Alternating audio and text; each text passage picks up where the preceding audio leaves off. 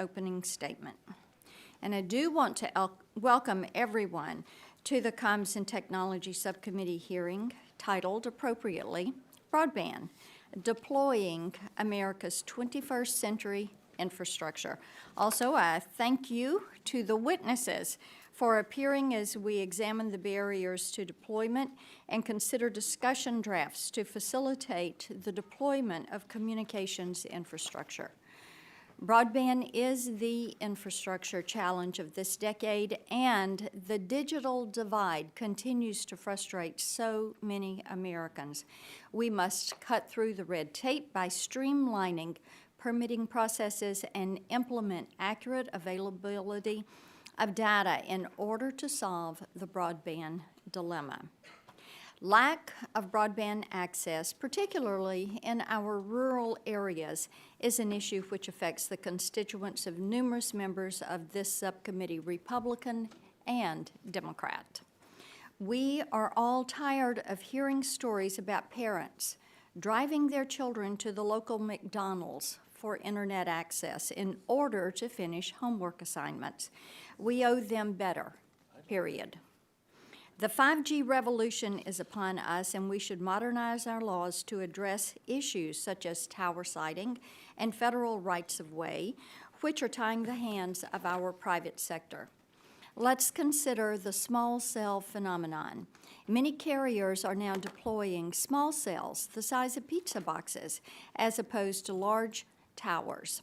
Small cells can be easily attached to freestanding poles, mitigate the risk of adverse environmental impacts, and are less likely to upset local zoning ordinances. They simply do not require the depth of review contemplated by outdated laws designed for larger towers. Each administration has attempted to spur broadband deployment, beginning with the Clinton administration's efforts in 1995, when GSA tried to streamline the permitting process for wireless antennas.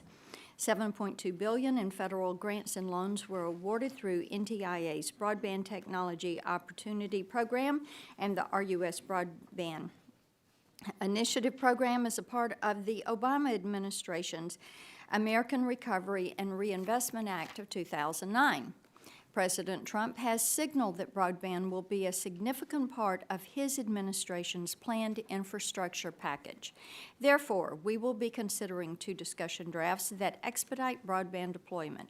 The first will assist these efforts by doing things such as creating an inventory of federal assets that can be used to attach or install broadband infrastructure.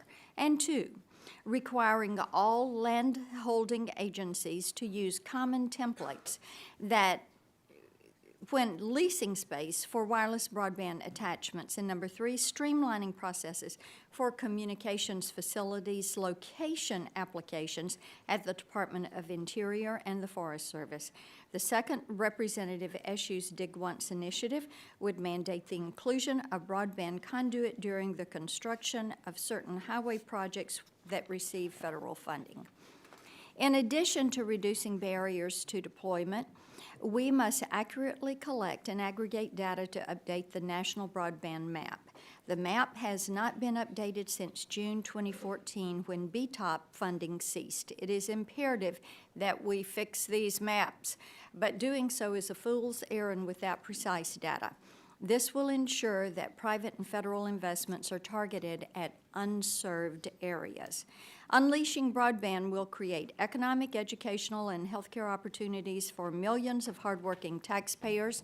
A recent Accenture report notes that smart cities growth could result in a $500 billion impact on GDP over 10 years. People want broadband as much as new roads. Republicans and Democrats are eager to work together to solve this problem. Thank you, and I yield back. And at this point, I recognize Mr. Doyle for 5 minutes for an opening statement. Thank you, Madam Chair, for holding this hearing today, and to all of the witnesses for appearing before us today. Access to affordable broadband remains one of the great challenges faced by people in this country, and far too many people in this country either have no access, limited access, or overpriced access. Broadband is an essential tool for participation in modern life. We use it to find employment, educate our children, get access to health care, and connect with our communities. but far too many Americans don't have the type of connectivity that they want or need, and certainly in many parts of the country, the free market has failed to close these gaps. As many of the witnesses point out in their testimony, carriers that provide connectivity under the Universal Service Program will not be able to raise enough capital to build out or sustain rural broadband networks on their own. As major cities are looking at the challenges and opportunities of gigabit or multi-gigabit 5G wireless deployments in the next few years, rural carriers will be working over the next 10 years to deploy basic LTE services. I think moving forward with this program is critical, but the challenge we faced as a nation is that servicing rural America will require greater sustained investment if we hope to prevent communities from being left behind. Tax credits and toll booths can't sustain infrastructure in places that don't have economically viable markets. The draft bills offered by the majority today are fine bills that address a number of challenges to deploying broadband, but they don't get at the real problem, which is that there isn't a business case for investing in these regions. I was looking through some of the data submitted by CostQuest Associates from the second panel. Some members here have districts with as few as 11% of the households served by terrestrial broadband. Recent studies have also shown redlining in cities like Cleveland, which have resulted in low-income communities being left behind, while affluent parts of the city receive upgraded service. And access isn't our only challenge. The FCC found that 82% of the country has only one provider to choose from for high-speed broadband. With numbers like that, if we were talking about health care, Republicans would be fighting to repeal and replace Internet service in this country. The Consumer Federation of America found that a lack of competition results in Americans overpaying roughly $60 billion a year for broadband that amounts to $250 billion over the past 5 years. According to CostQuest Associates, that overage alone would pay for the build-out of a ubiquitous high-speed network that could support high consumer use, autonomous vehicles, and future demand. We can't ignore the impact that a lack of competition has on cost to consumers and the pace of deployment. At this time, Madam Chair, I'd like to yield the balance of my time to Ms. Matsui. Thank you, Mr. Doyle, for yielding me time. Technology plays a role in nearly every sector of our economy, yet across our country, too many families face a digital divide. This has real consequences on the American people and their ability to compete. Not only access to broadband could mean a child is unable to do research online or send a homework assignment on time. In order to ensure our families are equipped with the tools they need to participate in today's digital economy, we need to make real, sustained federal investments in broadband deployment. This is going to require more than tax cuts and deregulatory action. Our country has always been committed to the principle of universal service and recognize that there is a public sector role for places the private sector will never go. Millions of Americans could lose out if we don't make a commitment now to build the infrastructure we need for all of us to compete in the 21st century. Thank you, Mr. Doyle. I yield to anyone else who wants time. Yeah, reclaiming, would anybody like the last minute? Yes, Mr. Lujan. Thank you, Mr. Chairman, or Madam Chair and Ranking Member Doyle, for the time today. Access to broadband, as we know, is a critical resource for all Americans today. It's how they learn, find jobs, do business, communicate with family, follow the news. But in my state and too many rural states, we've been left behind. Congress plans to advance a long overdue infrastructure package, and it must include meaningful investments in broadband. We must also be creative in how we support such investments, which is why I'm working to develop legislation that seeks to assist broadband build-out, not through direct government investments, but through federal incentives. My discussion draft, the Broadband Infrastructure Finance Innovation Act, creates low-interest financing opportunities for public-private partnerships, as well as state and local authorities. These opportunities include lines of credit, secured loans, loan guarantees, and interest rates pegged to that of Treasury bonds. So I look forward to today's discussion, and with that, I yield back the balance of my time. The gentleman yields back, and we are waiting for a couple of members on our side to come from the Capitol. So, Mr. Pallone, I will recognize you for 5 minutes. I know you're just coming in, and I know Mr. Loebsack wants a portion of that time, so I will seek the leadership, your guidance on this. Do you want to claim the time, or Mr. Loebsack? Yes. You'll claim the time. Gentleman is recognized for 5 minutes. I make sure I'm going to yield at the end to Mr. Loebsack. I want to thank you, Madam Chairwoman, and our ranking member Doyle for the hearing, and our witnesses. In these uncertain economic times, deploying more secure, high-speed internet means providing more opportunities for more people, opportunities to get a proper education, to apply for new jobs, or to train for a new career. And that's why the Democratic members of this subcommittee have introduced bills to maximize this potential, especially for those that are struggling to find good jobs. Our bills also give the FCC a key role in keeping our network secure. These efforts are critical because secure broadband can help give all Americans a fair shot, even in the corners of this country that are hardest to reach. And during the last Congress, we worked to draft a discussion bill that had bipartisan support here on our committee. We're also happy to move forward with Congresswoman Eshu's Dig Once bill. And we're ready to get back to work again this year, but without prior consultation, Republicans unilaterally revised this bipartisan bill, and at this point, we're still reviewing the new draft, but I would have hoped that the Republican majority would have consulted with us prior to revising the legislation and announcing this legislative hearing. At the same time, the proposal in this bill will only get us so far.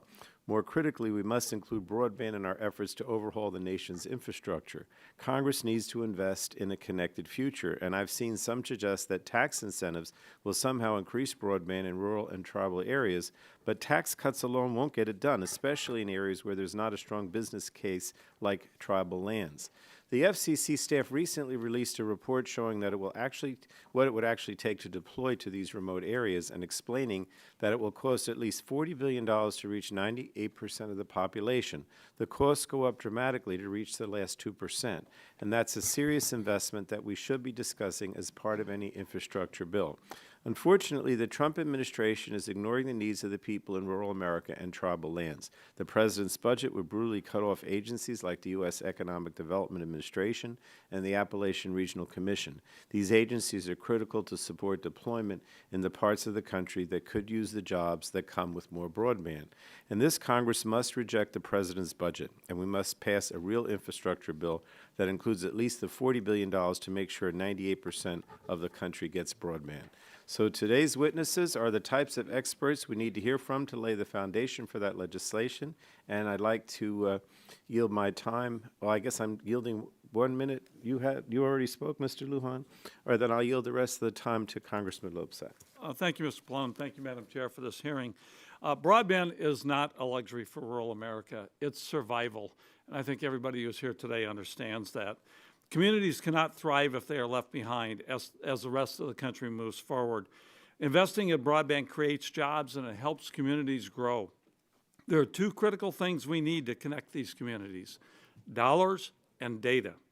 We're talking about dollars, but we also need data. We need direct investment in fixed and mobile broadband, just like we invest in other types of infrastructure. And we need data.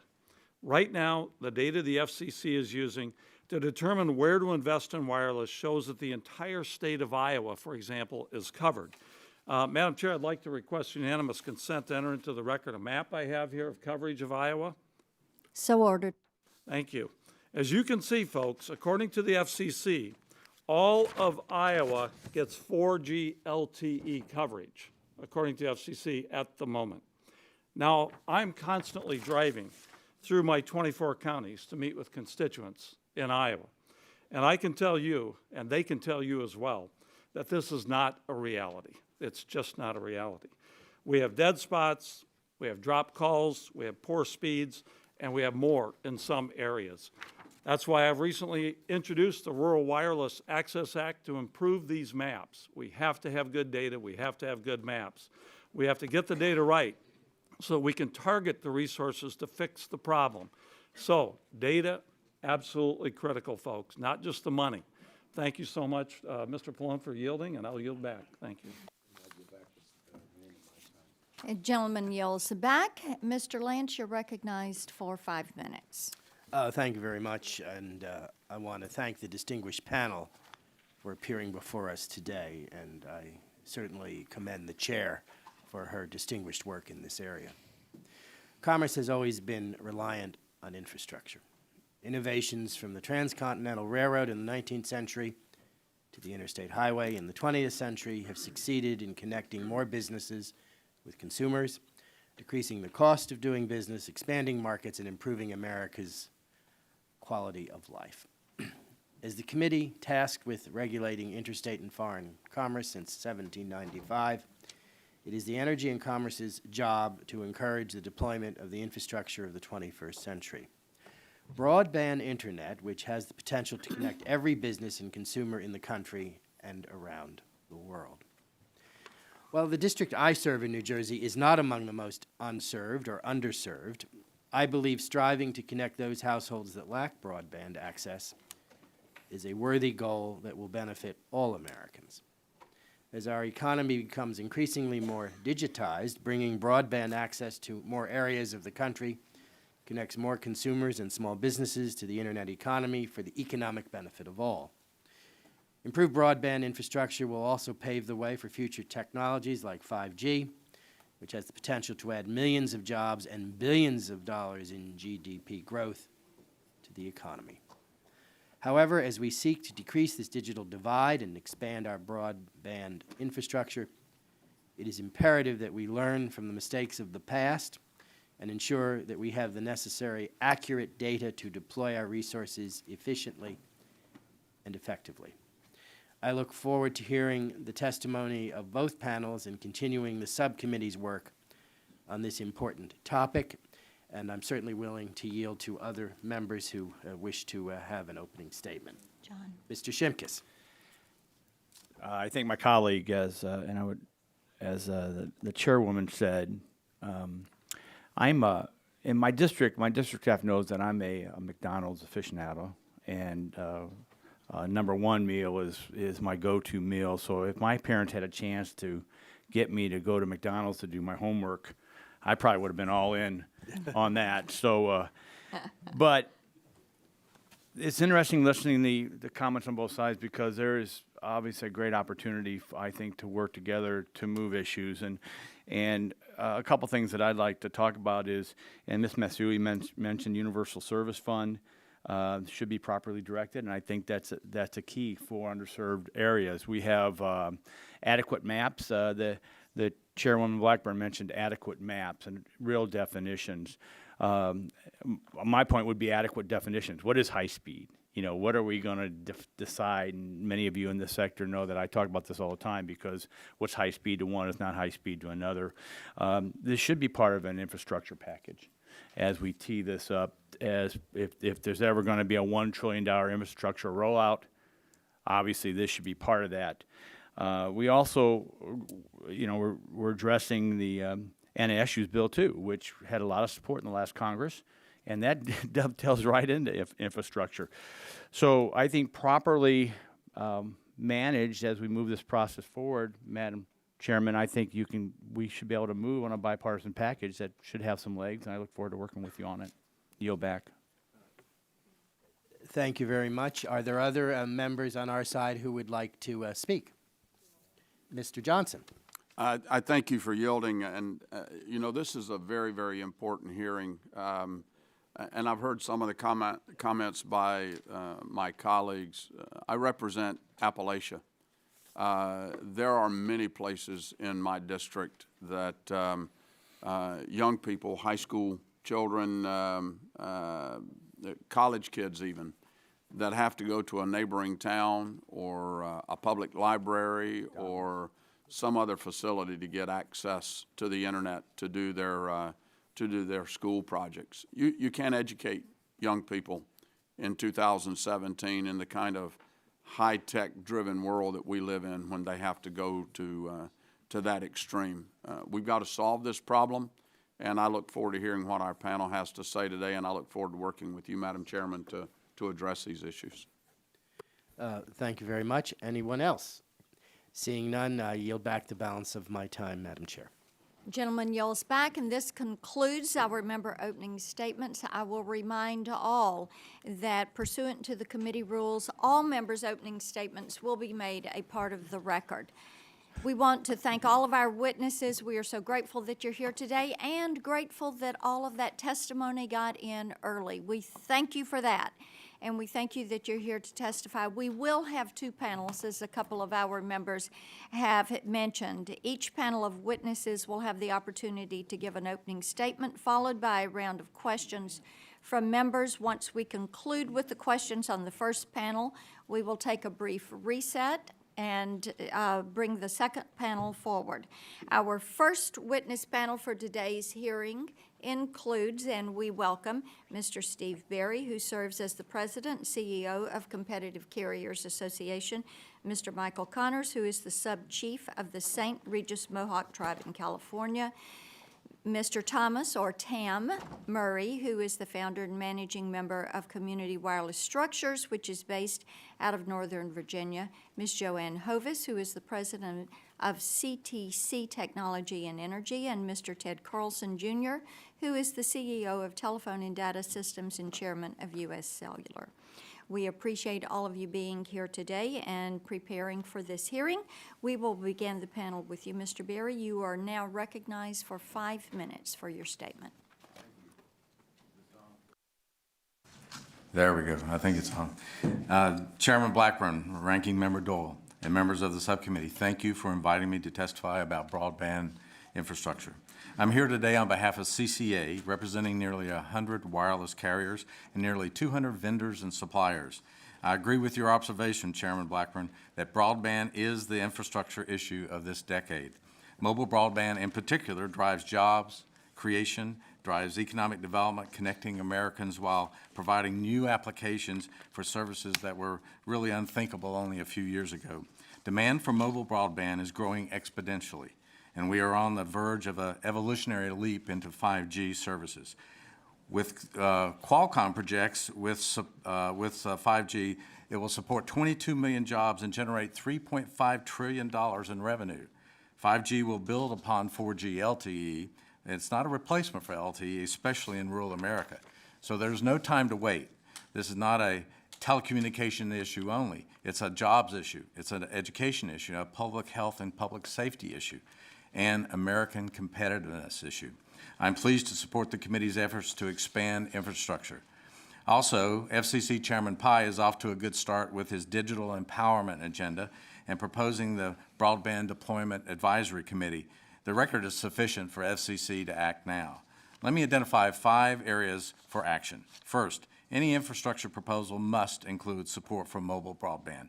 A bipartisan group of members of Congress, including 12 members of this committee, recently wrote President Trump to that effect.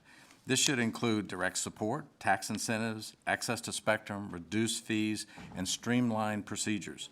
Most importantly, direct support should be distributed through the FCC and used to provide additional resources for the Mobility Fund. Second, we must take steps to streamline the process at every level. Barriers to deployment remain. It sort of reminds me of that famous line in a classic movie, Cool Hand Luke. What we got here is a failure to communicate. To provide wireless service, carriers need to deploy towers, small cells, conduit, antennas, and yes, even wires. The process for approval is a regulatory nightmare. Let me share with you a visual of the incredibly burdensome steps and potential pitfalls that carriers have to endure. I think you have it up on your screen and before you. One look at this infographic, and it's abundantly clear that we need to simplify and streamline the process. We need to make it easier to build the infrastructure of the 21st century. The discussion draft bills this committee is considering take important steps to address many of these challenges, and Congress should move forward without delay. Broadband is an immediate priority for the nation, and leadership starts at the federal level. 28% of the nation's geography is owned or managed by the federal government, and 100% of all the spectrum. Third, Congress should legislate now. For example, the Dig Once bill is common sense policy and will immediately help carriers to gain access to backhaul wireless data, as Ms. Anna Eshoo knows. Congress should streamline and accelerate the historic environmental review and direct federal agencies to set real deadlines for action and decisions, with consequences for missing deadlines, like shot clocks with deemed granted provisions if an agency doesn't respond. The committee need not wait for a broader infrastructure proposal. Congress should also support swift action at the FCC, and I mean now at the FCC. Deploying the latest wireless infrastructure is totally different than constructing a large tower. And I ask you for a moment, imagine a 250-foot tower. Now let me show you today's tower. The pizza box that the chairman talked about, this is the new tower. And they're getting smaller, believe it or not. Too often the same rules apply to deploying small cells or even changing out antennas as applied to tall towers. Streamlining the application process will also ease increased demand on municipal resources. Fourth, application fees and other costs associated with reviews should be justified, consistent, and tied to actual review costs and rights-of-way management. Again, the same fees that apply to tall towers should not apply to small cells. Applications to deploy broadband need to be viewed as investments. Yes, that's correct, investments to create jobs, create expanded economy, and not as a revenue generator from the application itself. Fifth, and maybe most importantly, as Mr. Lobasak said, we need better data. If you can't measure an issue, you can't fix it.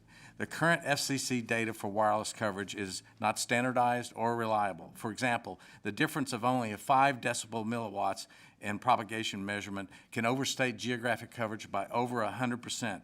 We need to clearly identify and have better data.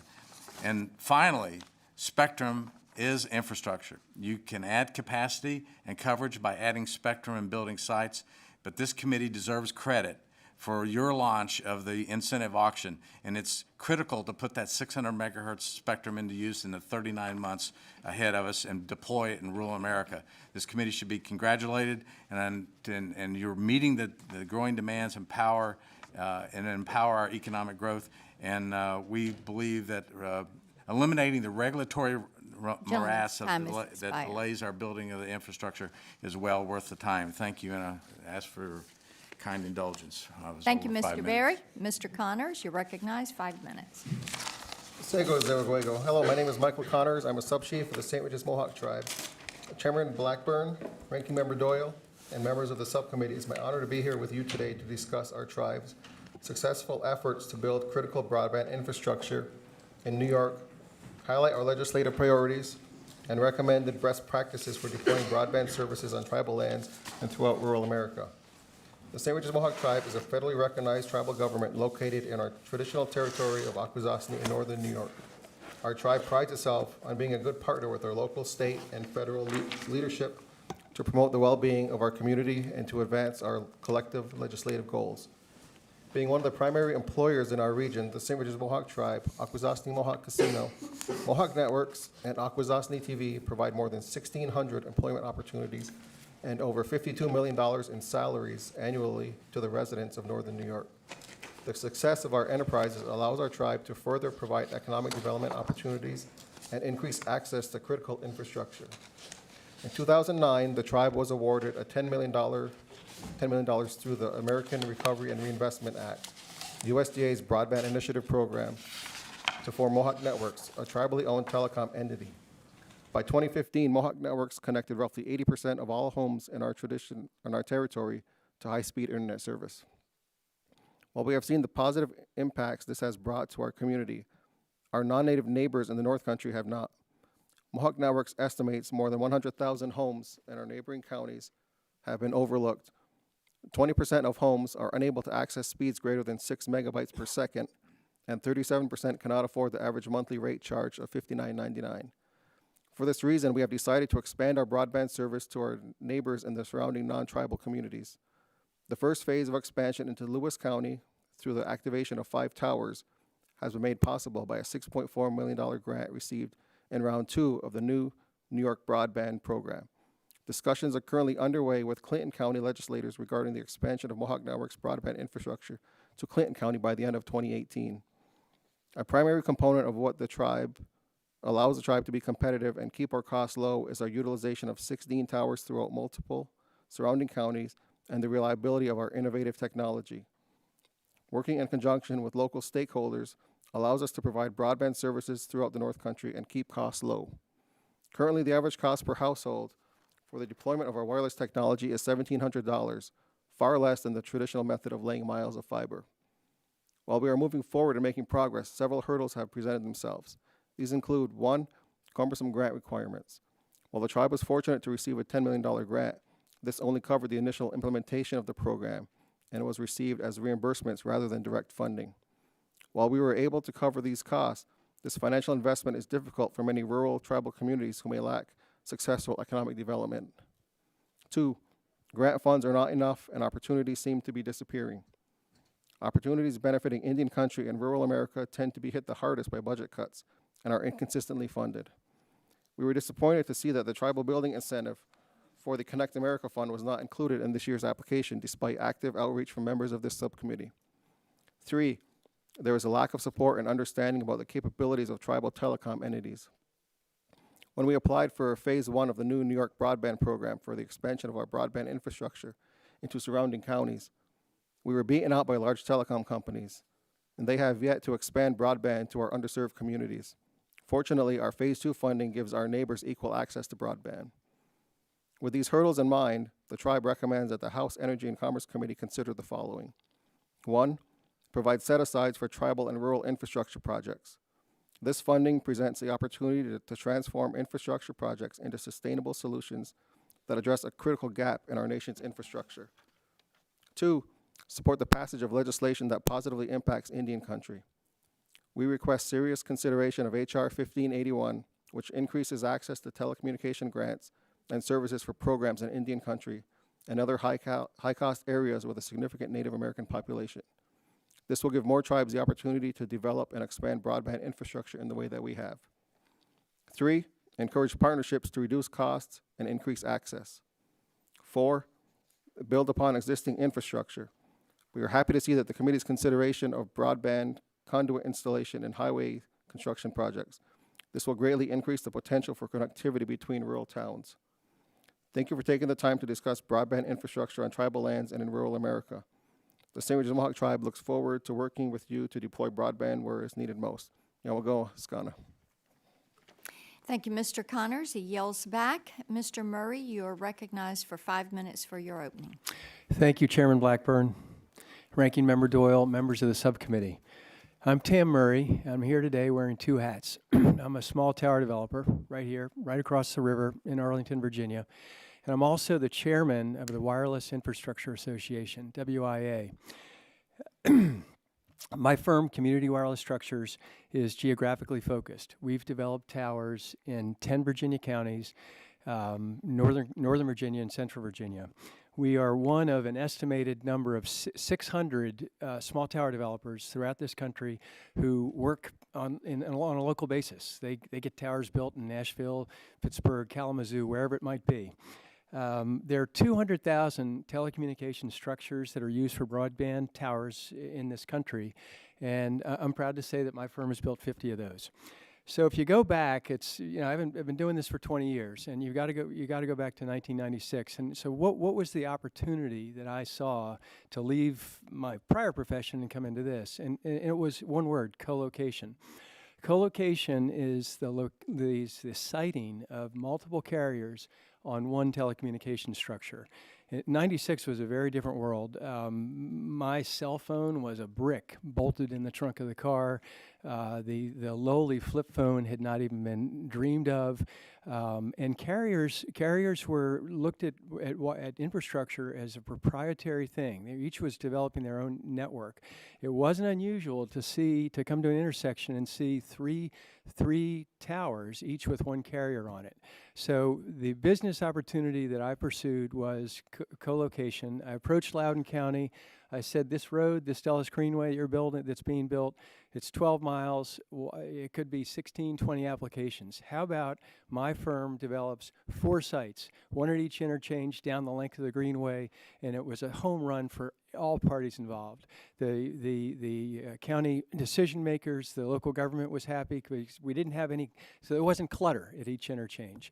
And there was service for the citizens allowed, and there was service for the carriers. They didn't have to duplicate the spending of CapEx on 3 towers. There was one tower that worked. So what worked on the Greenway We built more sites in Loudoun. Its co-location's been used throughout the state of Virginia, throughout every state in the union. It's a wonderful model. It's the envy of the world. And that's really how the small tower industry got started. And everyone else, all of my colleague companies, if you will, throughout the country are building on the same model. I have 3 asks. One is federal lands. 2 is some expediency on tribal approvals, and the third is the small cell definitions. The first item, federal lands, it really segues nicely with the Greenway. So the Greenway, one of the special sauce, coming back to the McDonald's analogy, the special sauce on the Greenway was that we negotiated with one landlord to get 4 sites. Now, if you go to, Congressman Pallone mentioned the hardest corners to reach in a state, if you will.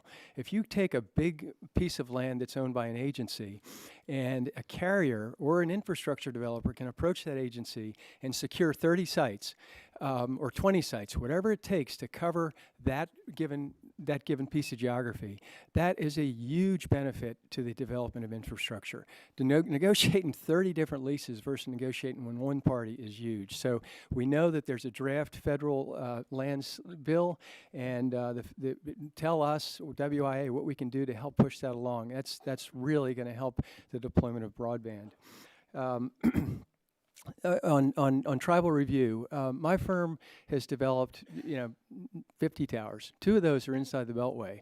Everyone would describe inside the Beltway as disturbed land. I mean, it's a great place to be and live and work, but this is not the great outdoors. And yet our applications for towers inside the Beltway had to go through a tribal review. Now, what we think is if those reviews could be done at less expense, there are fees from each tribe, and if it could be done expedited, somebody mentioned the term deemed granted, that would be wonderful. That'll help broadband too. My third point, 20 seconds, is small cells. Small cells are new technology. The challenge with new technologies is defining them. There are parties in this country that will say that 120 feet is a small cell. It's not. That's hogwash. Our association, WIA, has studied this. A utility pole is 34 feet, add 10 feet, add a few antennas, you're at 50 feet. So it's a very reasonable definition of small cells, is to say 50 feet or less, that should be expedited review. Above 50 feet, walks like a duck, quacks like a duck, it's a tower. It should be treated as a tower with the standard local responsible review. So the federal lands, expediting the tribal and the small cell definition are the ways that would be very much helpful. I welcome any questions after the panel's done. And thank you, sir. He yells back, Ms. Hovis, you're recognized for 5 minutes for your opening. Chairman Blackburn, Ranking Member Doyle, members of the subcommittee, good morning and thank you very much for inviting me to testify. I'm Joanne Hovis, I'm president of CTC Technology and Energy, and I'm also CEO and co-founder of the Coalition for Local Internet Choice. I make the case today for including broadband, particularly in rural areas, among the infrastructure categories in any infrastructure investment program, and recommend particular public-private partnership and related mechanisms that can be included to increase the likelihood of the necessary capital flowing to the areas with the greatest needs. Broadband, like any other type of infrastructure, requires significant upfront capital for deployment of networks, and private capital will flow to areas where potential return is highest. In a number of densely populated higher income areas, incumbent phone and cable companies have upgraded or are upgrading their networks to enable new services. A handful of these areas have also seen investments by new entrants seeking to outflank the incumbents. These are very fortunate communities, but metro area communities in general are more fortunate than rural because of the flow of private capital.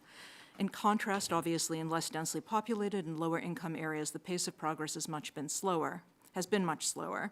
These areas offer lower returns on private investment and therefore have seen their economies stagnate. One of the ways in which we can improve these economics in rural areas is by leveraging state and local government capabilities. States and localities are increasingly motivated to incent private sector investment in next-generation broadband networks.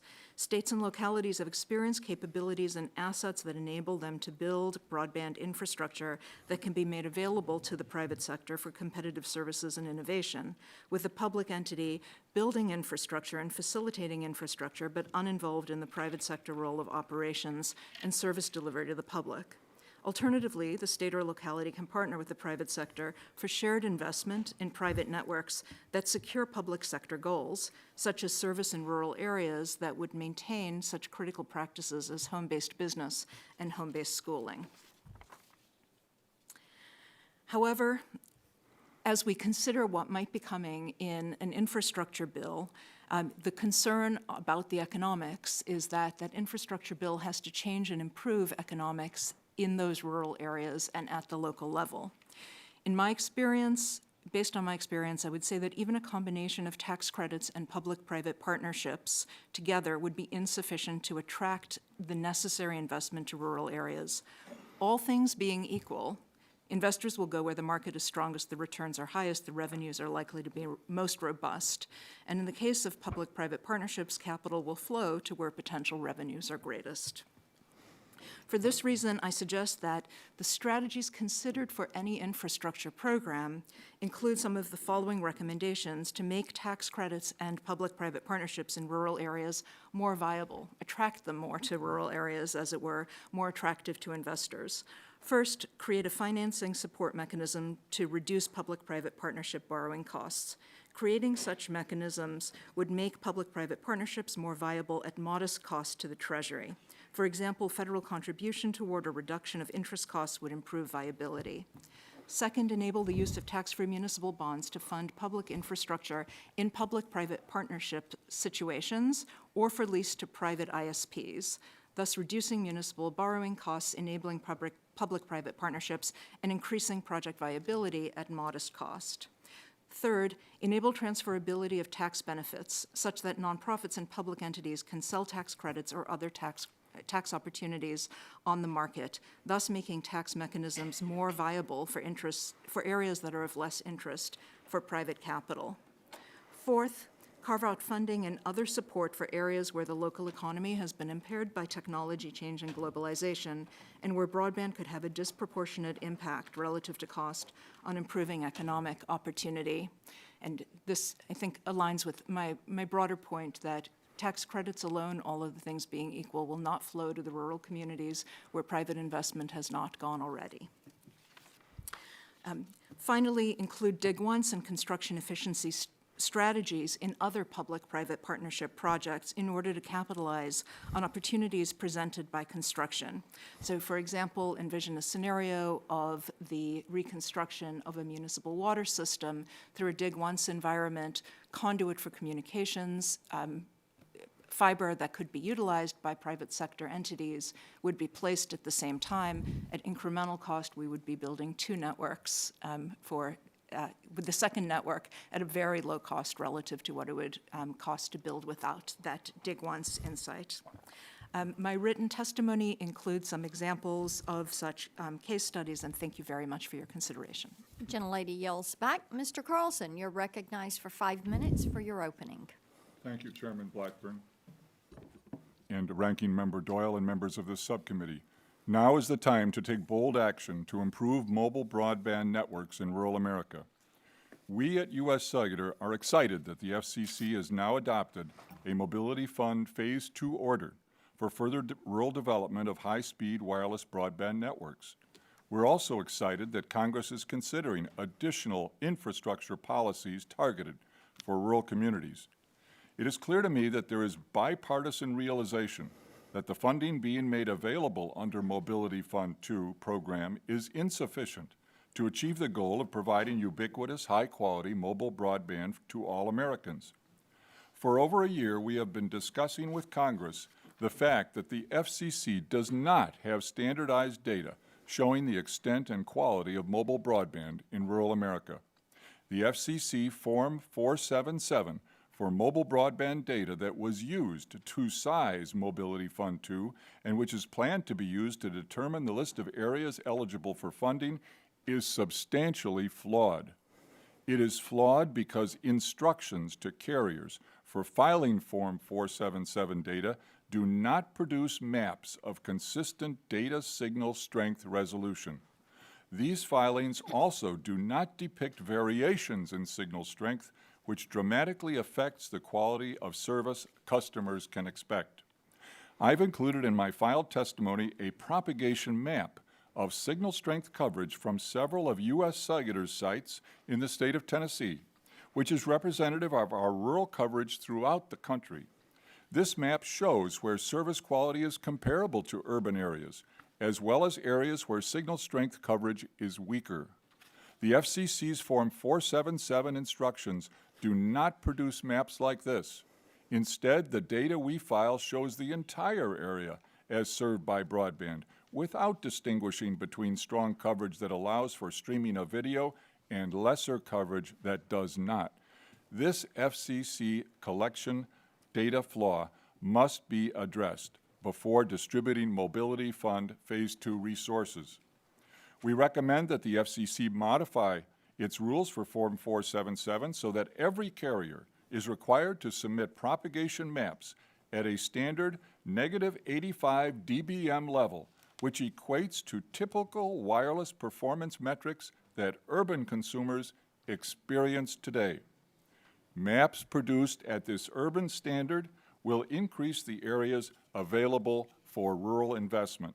If we were asked to produce these coverage maps for our service areas, we could do so in a relatively short period of time and at a low cost. The FCC thus far has decided not to follow our recommendation to address flaws in the existing Forms 477 data collection process. Instead, they have opted for a process by which carriers and others could challenge the coverage maps. We are concerned that this challenge process will place significant and tremendous burdens on wireless challengers, burdens that would not be required if the Form 477 rules were simply fixed. There is another issue that Congress should be very concerned about. The FCC intends to make no funds available for any rural area that has service today at 5 megabits per second, even though going forward the construction requirement for Mobility Fund 2 is 10 megabits per second. This will leave large 5 megabits per second rural areas lacking the high-quality 10 megabits per second service, and with no investment available to them for up to a decade, causing them to fall farther behind the nation's urban areas. Action is needed.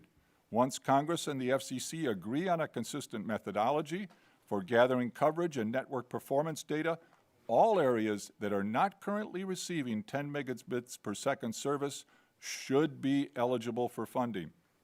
Your leadership in making sure the FCC collects this data so you know the scope of the challenge will help target policies to be most effective. Better data will ensure scarce resources are used in areas where the greatest impact will be achieved. I appreciate this committee's continued leadership on these issues, and we look forward to helping you achieve your objectives. Thank you for the opportunity to be with you today. Thank you, sir. And that concludes the testimony from our panel. We're going to move to questions. I will begin by recognizing myself for 5 minutes for questions. Mr. Berry, I want to come to you first. We've talked a lot about data. We agree with you and Mr. Carlson with you that the data is, not being utilized as it should be. Looking at the Tennessee map, that area with nothing, that's in my district. And so I'm like Mr. Loebsack. I'm out there. I can tell you where the signal drops. And I'd like for you just to comment on data for a second, and then let's go talk about the USF. Because we've had a lot of hearings and looked at USF and the problems that are there, including fraud. We know that exists, and I want you to comment on a couple of things. Should we be looking to do better through the USF? Should we be looking to do something different other than the USF? Should the USF be expanded to include a grant-making operation, or should the federal government be looking to take on this burden? So if you'll comment on the utilization and the application for the USF, and then a couple of comments about data. Thank you, Chairman. Well, USF, it's a well-recognized, well-used mechanism that have encouraged broadband build-out throughout the United States for a long time. It's a process that we're familiar with. Does it need to be improved? I think it does. I think that mobile broadband, i.e. the Mobility 2, could be substantially enhanced in terms of dollars committed to mobility. I mean, you look at it, and I think in Mr. Carlson's testimony, he very clearly, 87% of the United States, of the citizens in the United States, do not have 1 megabyte speed.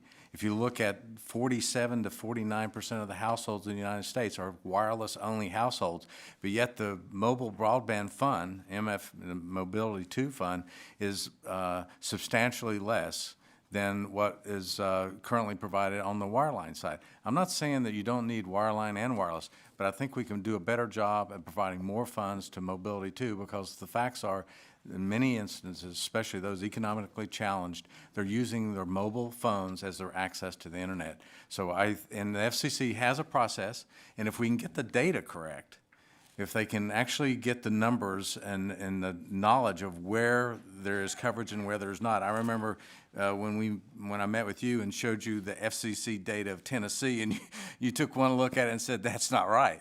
Well, if it's that obvious to everyone that travels their district, it's that obvious to your constituent, I think we can do a much better job, as Mr. Carlson said. Okay. And Mobility 2 Fund could be not only expanded, but it could handle additional revenue that would be targeted in a very targeted fashion for unserved and underserved areas. Okay. Let me stay with you, and Mr. Carlson, I'm going to bring you in on this. Both of you talked in your testimony about barriers for deployment and moving past some of these barriers, and how deployment will help with investment and education and economic development, all of those components we want to see that I call quality of life. And what I'd like for you to comment on is kind of next generation services and next generation deployment. What are you all investing in? What are you looking toward? If you could get rid of some of these barriers to deployment, what additionally would you be able to do? Where are you going next? You want me Yeah, to? go ahead. My members tell me that, number one, the job isn't done, that we're going to build 5G services on top of 4G LTE and VoLTE. So the first priority is coverage. If you don't have a signal, and if you don't have access to a wireless signal to do voice or text or data, then it's hard to get to the next generation. So I think if we don't get to 4G LTE and VoLTE and get to an IP network, then your ability to get to a 5G IoT, Internet of Things, connectivity is extremely impaired. And I would note that in rural America, industrial IoT probably has the greatest promise for economic growth and sustainability for those rural areas to bring new jobs in. And I think that's where we have to finish the job that we've started, and then I think we'll be ready for the 5G world. Mr. Carlson? Yeah, I would just like to emphasize the education aspect of 4G and very high-quality 4G signals. A student who wants to go onto the internet and look at, let's say they're interested in history. Maybe they want to look at history of World War II, and they want to look at movies about what happened in World War II. They won't be able to download those movies in a satisfactory state if they don't get that signal. And they need to get that signal at home. They need to be able to get that signal in the back seat of the car when their parent is driving them to school or driving them somewhere else. They need to get the signal. They shouldn't be forced to go to a local library, which may be 20, 30 minutes away, to get a signal, and which is only open a certain number of hours a day. Students need full access to a high-speed signal I mentioned the 10 megabits per second. That's today's urban standard. The urban standard, I believe, is growing about 15% per year. So, that doubles in 5 years. So 5 years from now, it's going to be 20 megabits per second. We need to get a strong signal out to all of rural America today so that rural America's children can be educated to compete in the modern world. My time has expired. Mr. Doyle, you're recognized for 5 minutes for questions. Thank you. Well, let me just stay on that for a second, Mr. Carlson. Tell me, what challenges do you face in getting access to affordable backhaul for cell sites? Well, affordable backhaul for cell sites is a big challenge. We many times have to put in backhaul ourselves to cell towers that we put up because they are in remote areas, and we have to lay in sometimes even roads. I mean, there was one case where we even had to have a team of horses. We couldn't get roads in. We had to have a team of horses pull in a fiber optic cable. So it's a cost element, but it's also an access element. And I think the proposed draft that would say dig once, I think is an excellent solution to allowing fiber optic cable to run under highways that are being built so that that kind of backhaul could be better produced. I mean, we need all the help we can get in terms of backhaul. Siting, for cell sites is a big issue. We connect a lot of our cell sites with microwave, so getting siting and approvals more rapidly to get those cells built would be great. Yeah, I mean, I think access to affordable backhauls, that's a real barrier to deployment, and we need to work on that. Mr. Berry, tell me this, in your written testimony, you say in some cases tax credits may not go far enough to foster infrastructure investment. Can you explain why tax credits alone won't be able to get the job done? Thank you, Congressman. And I think Ms. Hovis also addressed that issue. Is if you have tax credits, you have to assume that at some point in time you can actually make a profit at what you're doing, so the tax credit actually helps. I think one of the innovative ideas that has been suggested is maybe those grants or those USF funds could be non-taxable, so that you could actually increase the amount of value of the contribution by 40%, because 40%, because that's essentially what Uncle Sam takes out of the grant to a USF Mobility 2 entity.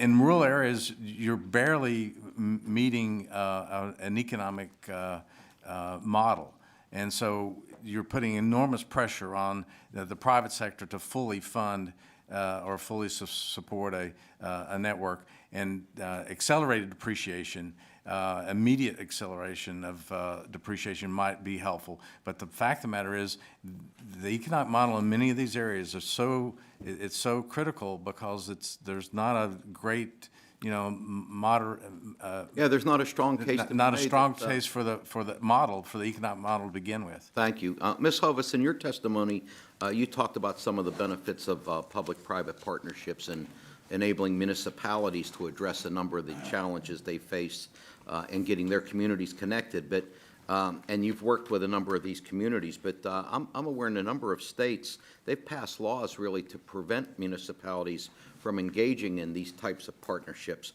What do municipalities lose out on when they're denied this option, and what can Congress do to help that situation?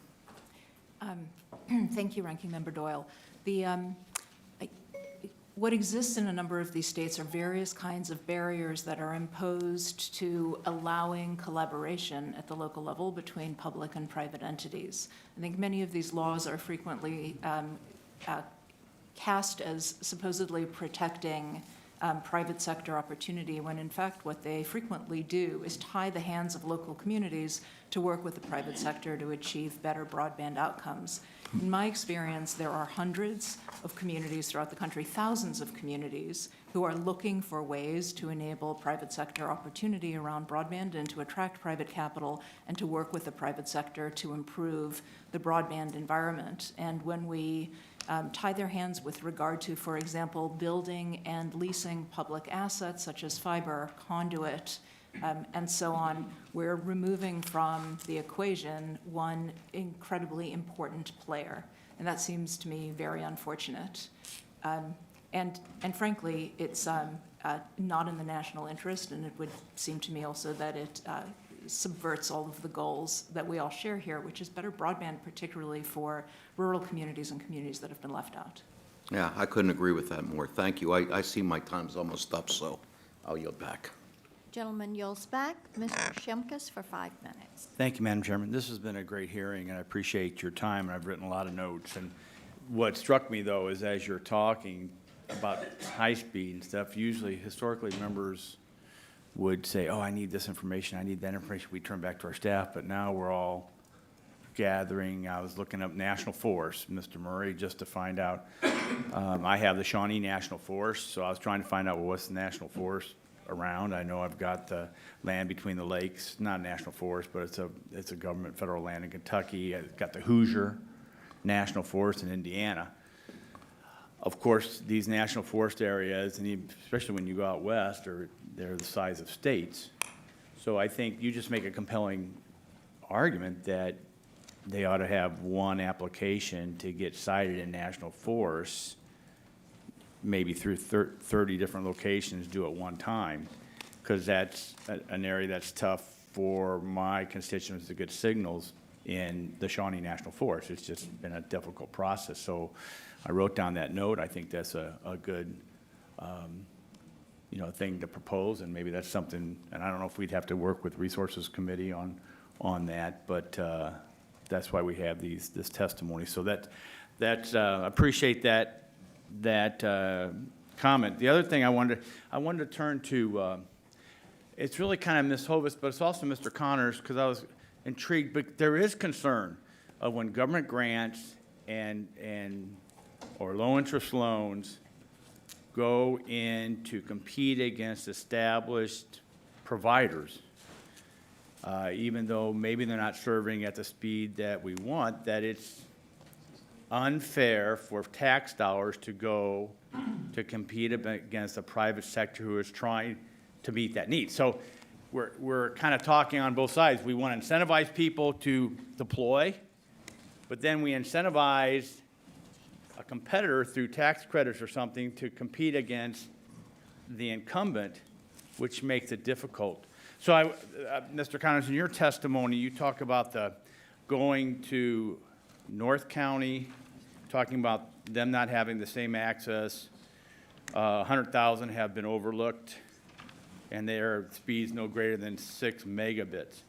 And then in your testimony, you talk about 6.4 million in grants received through round two of a state, is that a state build-up? State, yes. So, which I think is great because we want everybody to have high speed, but is there someone trying to provide service in that North County area? Well, the North Country region is where we are, and we are providing the service on our Kwasani territory. And what we're doing is we're branching out, but we're right now in Lewis County, which is about an hour and a half away. They came to us looking for additional services based on how successful we were in our own territory. But there's no one trying to provide service there, right? I see people shaking their heads behind you, but there's no one trying to provide service there now? They have service, but it's not adequate. So they're getting our quality service there. And we won the state grant, round 2 of the state grant, and that's providing additional service in Lewis County. So, which is great, and I'm not saying what you're doing, but if there is a concern that if you're a provider who's trying to provide in that area, and then you use state tax credits or grants or stimulus dollars, we've seen this before in the era where people came in, put in a bid, got federal dollars. They didn't have the numbers to support an operating system, and that system went for lacking.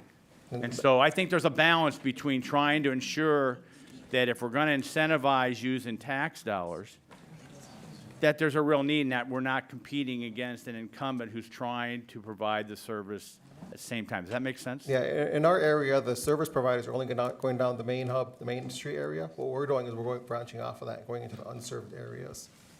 And that's the importance of having proper maps to identify served versus unserved. And as we'll find, we still don't have that. And I had much more I wanted to talk about, but my time's pretty much expired. Madam Chairman, I think, you're back. Gentleman yields back. Mr. Loebsack, you're recognized. Thank you, Madam Chair. Well, as I noted in my opening statement, broadband access is critical for rural communities. I'm going to show that map one more time, okay? Claims that basically all of Iowa is covered, but that's not true. And I really appreciate the chair's comments about this as well. So many of us on this committee really struggle with this issue, and it's a bipartisan issue. We live in these rural areas, and we get drop calls, our constituents get dropped, all the things that are happening out there in rural America. And it really does bring us together on a bipartisan basis. And that's why I appreciate this hearing today.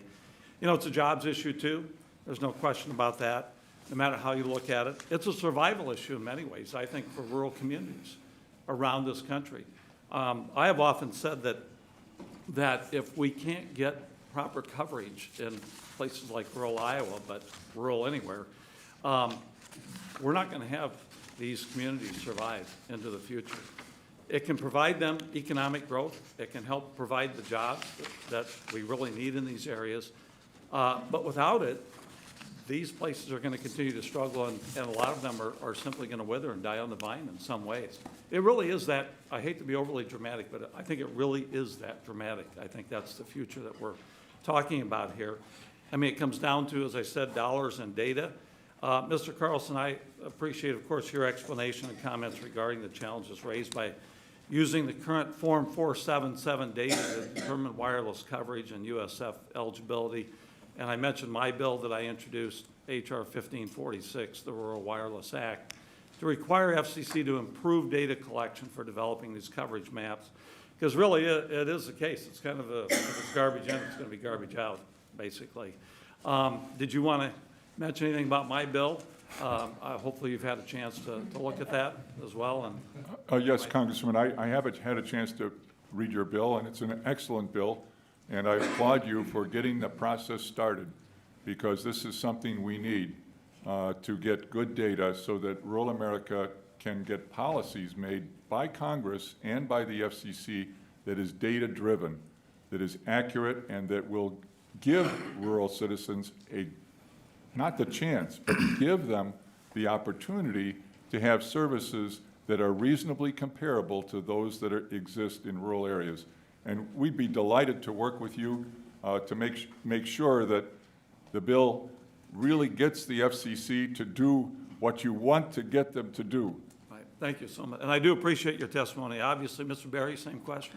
Absolutely. CCA strongly supports your legislation, and really look forward to seeing a standard that is a usable standard that really provides guidance to the FCC for the future. Thank you. Thank you. No, thanks to both of you. And look, as co-chair of the Rural Broadband Caucus, you mentioned, I think, Mr. Berry, that a number of us sent a letter to the president advocating for the inclusion of rural broadband in any infrastructure package. I think we're all agreed that ought to be the case. But some of the policies we're talking about today are a good first step. There was bipartisan consensus surrounding many of these issues last Congress, but they only get us so far. For example, tribal lands. We all want more coverage in tribal lands, but in Iowa, that's only 0.3% of our land. So, that's important, but we've got to go further than that. I want to make sure that whatever we do makes a difference, in places like Iowa.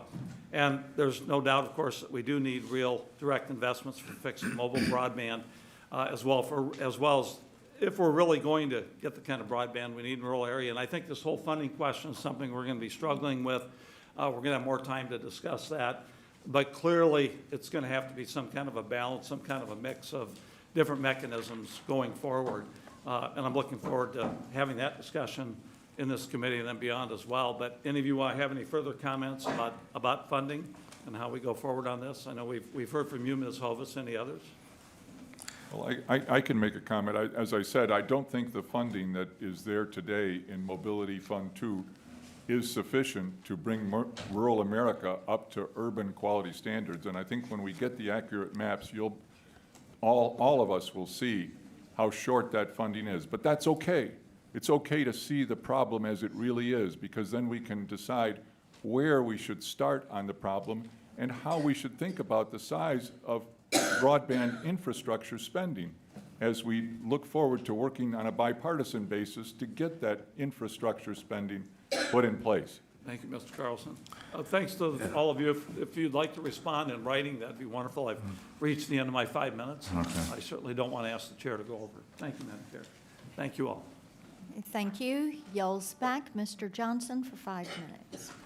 Thank you, Madam Chair. You know, before I start my questions, I'd just like to point out to our committee and to our panelists the importance, as we migrate from 4G to 5G, it's going to be very important that we change siting rules at the federal and local levels for wireless carriers, because that modernization is needed so that it's not going to take years to site something the size of a pizza box on a tower or on a fixture, and that the rent to the carriers is reasonable, so that we can begin to see some real progress in expanding broadband coverage throughout or internet coverage throughout rural areas.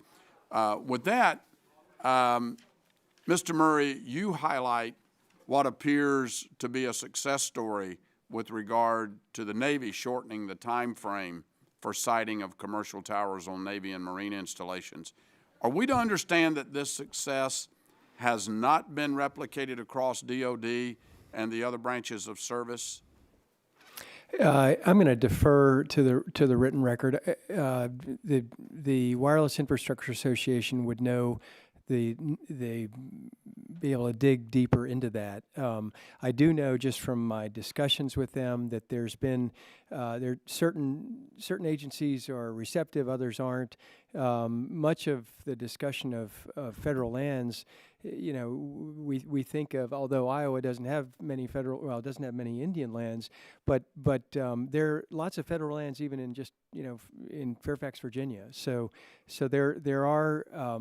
You know, I guess some agencies are more receptive than others. Do military personnel use their personal phones to contact public safety services when on base? Do you know? I don't know the answer to that. Mr. Barry, you're shaking your head and. Yes, and I think it does go a lot to the manager of the facility or the federal land itself, and it's even for DoD. I've been called by commanders of a couple Air Force bases asking which carriers in the area can they work with to ensure that their base residents can have access to wireless.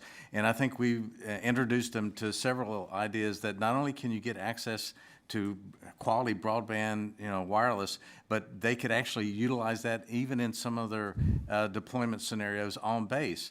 And I don't think that many of the, especially in DoD, were under the impression that they could do that and not interfere with the tactical communications systems that they have and utilize in deployment. And so education is part of the issue, and at least the couple Air Force generals I spoke to were very interested in ensuring that they had an improved methodology. I can tell you I spent 26 and a half years in the Air Force, and I was an IT officer, and I know what my response would be. It would be, let's get her done, you know, make it as quick as we can. Mr. Murray, also, you know, we have a whole system of infrastructure siting rules at the federal as well as the local level that probably made sense for 200-foot macro wireless towers. But does it make sense to use rules designed for macro towers when wireless carriers will be rolling out small cells, as many as 300,000 around the country? Don't we need to update rules for updated technologies? Yeah, we absolutely do. The networks today they're a combination of solutions. If you drive to Baltimore, the phone works in the Baltimore Tunnel, and that's distributed antenna system. If you have a good signal at the metro stop, it's through DAS. The coverage, a good bit of discussion this morning is coverage in rural areas. The macro site, the tall tower, 199-foot monopole or lattice tower, that still has a long, healthy future in this country. But the solution is going to be a combination of solutions, a Swiss Army knife, if you will. Yeah. And as far as the rules go, no, we have a challenge. The small cell. There's an entity that's claiming that a small cell is 120 feet. I mean, there has to be respect for the standards that have been in place for 30 years. And in our thought, and I'll repeat, I mean, to us, you take a utility pole, you add 10 feet, you add some antennas, that is roughly 50 feet, and that is a good definition of a small cell. That and stature less than that, we believe should be expedited in some fashion. But their local control, responsible local approval is a good idea. A pet peeve of mine is I would love to see Congress fund the FCC more on the proceeding that they're doing on health. I can't tell you how many very difficult hearings I've been through, hearings to get a single tower approved on a given night.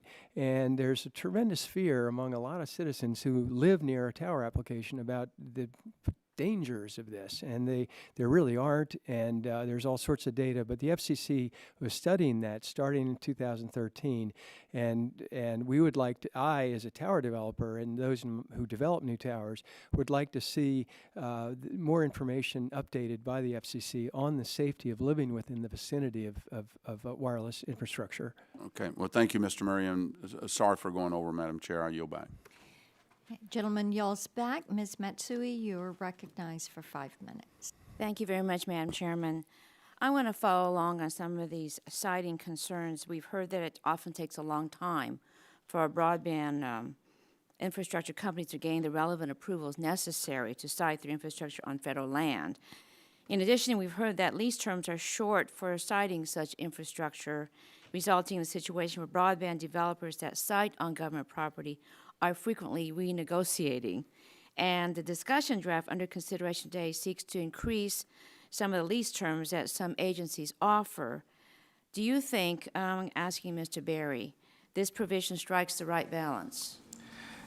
I think definitely we need to address it. I can tell you individual horror stories about a carrier that got approval for a Mobility Fund 2 monies to build towers on a Park Service property, and the time frame that the FCC set to actually build the tower expired before the Park Service would actually give them a license, a permit.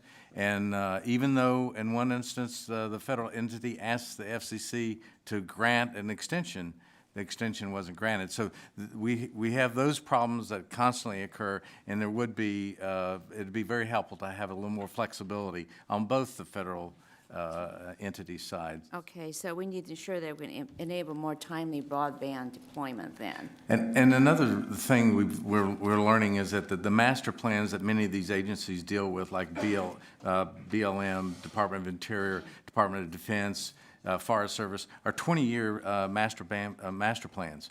And so how do you get in and change a 20-year master plan when the agency says, no, we're not going to really address that for another 5 years? Okay.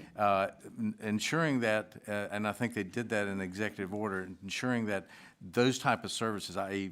wireless and telecommunication services, is an acceptable, approved activity on federal property will go a long way to helping some of these land managers that do want to find solutions. Okay. One of the discussion drafts we offer today would create an inventory of federal property that could be used to help deploy broadband infrastructure. In addition, this draft would also permit local and municipal governments to add their existing facilities to the inventory so they might be better utilized by broadband developers. This question is to Mr. Berry and Mr. Murray. Would your members be interested in having their infrastructure added to such an inventory? I think many of our members would like to have the knowledge that their network is there. Obviously, you get into concerns about the type of facility or the type of access, and there's different rules for different types of broadband services and wireless services, so that would always be a concern. Sure. Mr. Murray? Yes. There are many small tile developers who are already in partnerships with non-private entities. In Fairfax County, for example, a competitor of ours has made an arrangement with the public schools. So they've developed tower sites at public schools. They've replaced light poles, and that's worked beautifully. I will throw out that we at the Wireless Infrastructure Association are tremendously in favor of longer lease terms on these federal lands. I'm local, and I welcome anyone in the room if they want to see a tower site and visit an actual telecommunications tower. I'll set the tour up. But when you see a tower, you realize, holy mackerel, this thing needs to be here for a long time. It's a huge amount of steel. There's utilities coming in. There's fiber coming in. This is not something, oh, well, we'll just move it somewhere else in 4 years. I mean, there has to be long duration. Sorry for the time run. No, is there currently coordination between federal and state and local governments? And would this discussion draft help foster this sort of cooperation? Anyone here? There is some coordination, but not nearly enough, and I think the legislation that you're considering would facilitate that greatly. Mr. Murray? The industry, the carriers have all sorts of holes in their network. This is, again, from the macro site perspective. Right. And they hire consultants to go out and try to find places where they can plug these holes. So the consultants are aware of this county is receptive, this other county's not. But the general perception, at least among my colleagues nationwide, is that the federal lands, I mean, good luck. I'll see you in 4 years. I mean, it just, there's so many hurdles, if you will.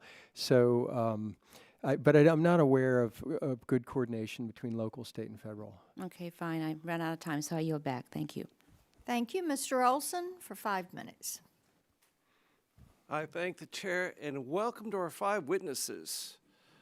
My first question would be for you, Mr. Carlson, and you, Mr. Berry. And this morning, I want to empower y'all. And so we are going to trade places. Like many Americans, you're about to move to Texas.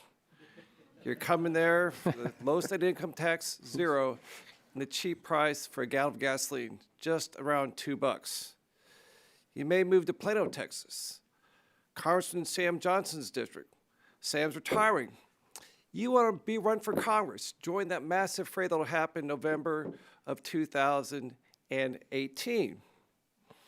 Plano's kind of urban, so a little different concerns there. But my question is, you're having a town hall. I'm a constituent. Broadband's the issue. I want to ask you, what can Congress do? What will you do to improve broadband access? What is the FCC's role? And can you eliminate rules and other issues as a congressman? So, Mr. Carlson, you first. Yes, thank you for asking the question. Well, the first thing you can see from my speech that I would say needs to be done is the FCC needs to be encouraged, or a bill needs to be passed requiring them to collect the proper data about what the coverage really is in Plano and the surrounding area, because I'm sure Plano depends on its surrounding rural communities. It's a two-way street, right? Rural America supports the urban areas and vice versa. So that's the first thing. And then I would want to find out whether or not the FCC had allocated enough funds to accomplish the job in terms of bringing urban quality service out to Plano and the area that surrounds it. And if the FCC had not contemplated enough funds to do that throughout America, including the great state of Texas, I would want to find out how we could get that funding. Whether in the broadband or the infrastructure bill that's being talked about, bipartisan, which is a great thing, or otherwise, because the job needs to get done. Broadband service is critical infrastructure for life in America today, in Plano and in all communities like Plano throughout this great nation. Be a good congressman. Mr. Barry, your suggestions, FCC, Congress, and other things we can add. Well, I'm going to assume that Congressman Olson's already established that we need a new set of data at the FCC, and you fix that by the time I get there.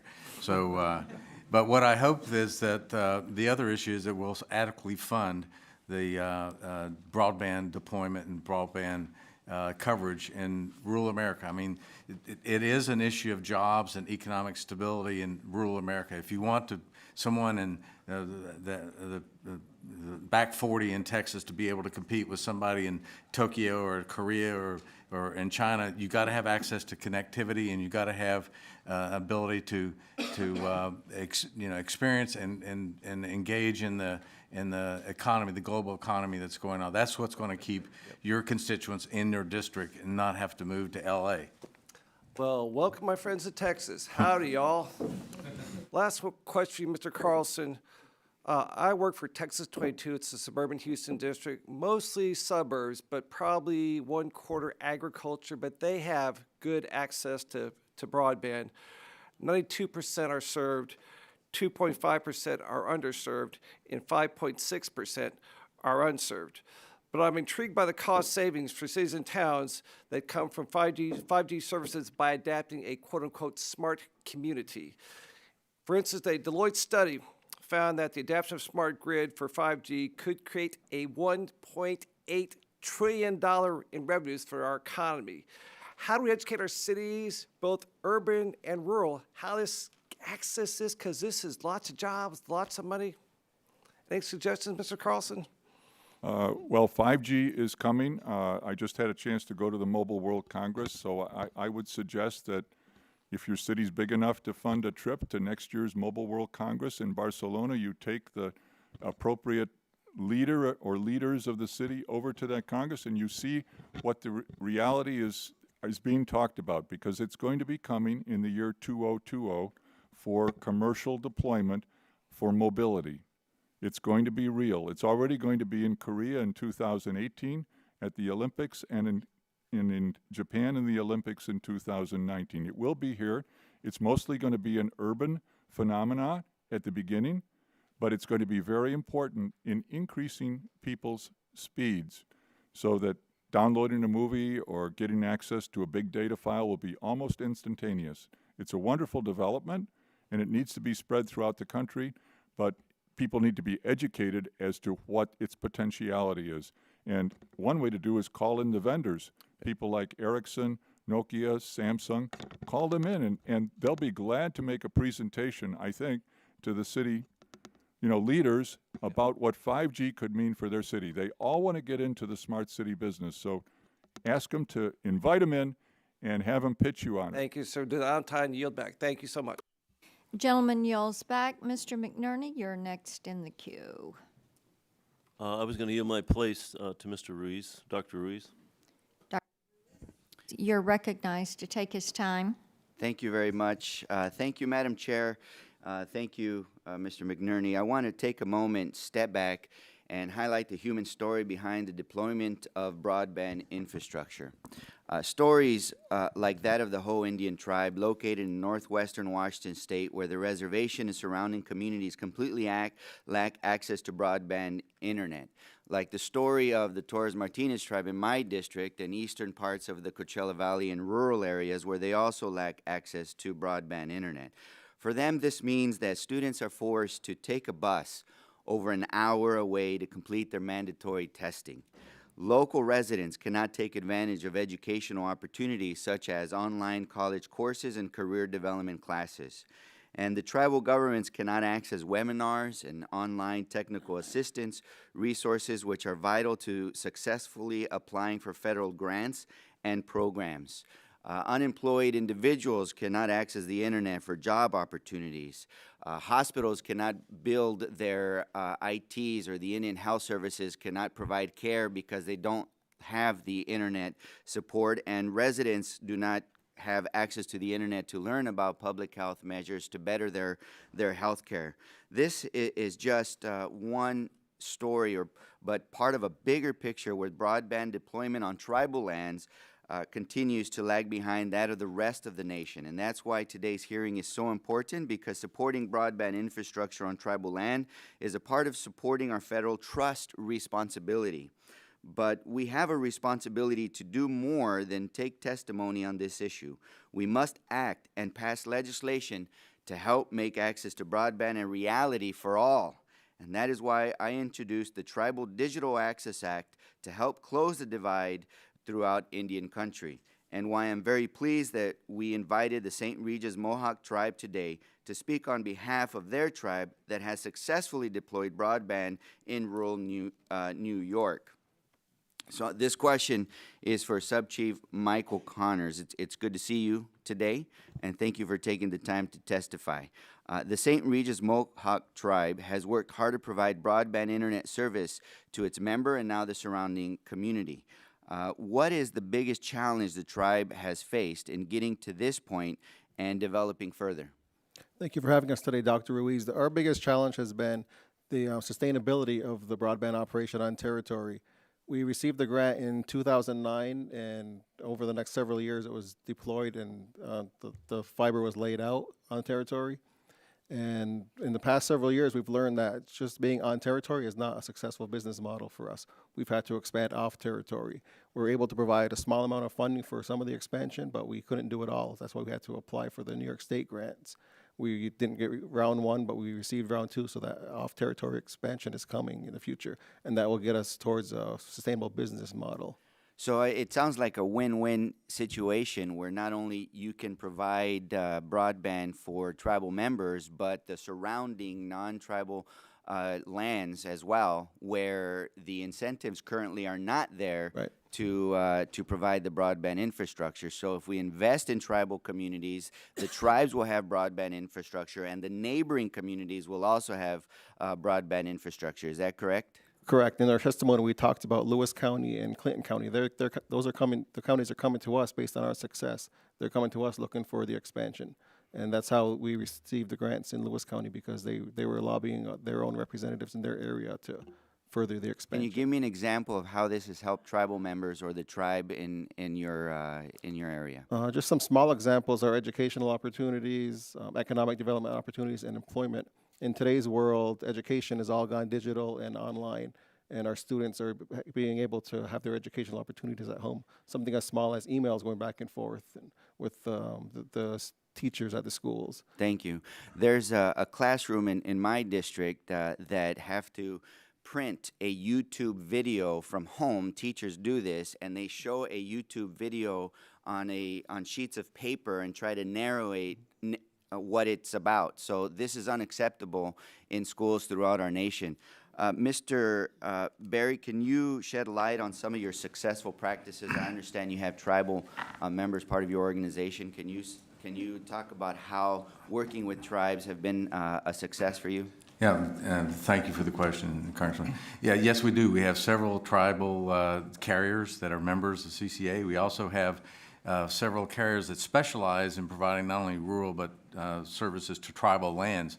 And I think they've been very successful working with the tribes. I mean, again, this is an investment opportunity, and many of the tribes understand that they have to get to that coverage area. And I know that we talk a little about 5G all the time, but when you don't have a signal and you don't have a coverage, your first priority is to ensure that you have the capability. And I think in the rural areas, in the tribal lands, they have successfully brought in services in economical ways. What you'll learn is most of the rural and small carriers face the same challenges, whether it's on a tribal land or not. You know, the 96 Act clearly identified reasonable, similar services should be the goal under, and Congress has already stated that. I think tribal lands have far too long not had the resources directed, not only through the Mobility Fund, but through the other funds at the FCC. And I think that's one area that, that we need to address. I think we can work in a bipartisan fashion to pass the Tribal Digital Access Act and get the resources that they need. Thank you. Yields back, Mr. Lance, for 5 minutes. Thank you very much, Madam Chair. Mr. Berry and Mr. Carlson, 5G is estimated by Accenture to bring over $67 million in GDP growth and 409 jobs to the district I serve over the next 7 years. However, I understand that in order to realize these benefits fully, there will need to be considerable investment in physical infrastructure to deploy 5G small cells. In your expert opinion, how are the barriers to 5G deployment unique, and how are they similar to the barriers we still face for 4G LTE deployment? Well, first of all, thank you for the question. First of all, again, you have to have coverage. The second issue is in a 5G world, you're going to have substantial requirement for backhaul. And getting back to either fiber or getting through a microwave link, or even using an LTE aggregated spectrum platform that you can use backhaul off your own network, it's going to be very, very difficult. And so I hope that the infrastructure investment opportunities that have been talked about not only here on the Hill but downtown actually bring some more dollars to the table to build not only the backhaul but build out the networks at the 4G LTE, because that's going to be the building block for the 5G world. And I know that we talked about 5G for the cities, the smart cities. You know, that's happening now in many areas, and if we can't, you know, sufficiently build out the coverage in 4G LTE, we're going to have a very difficult time in rural areas. And some of your district in the far western end does have some rural areas, so I know that you're interested in that too. Well, thank you very much.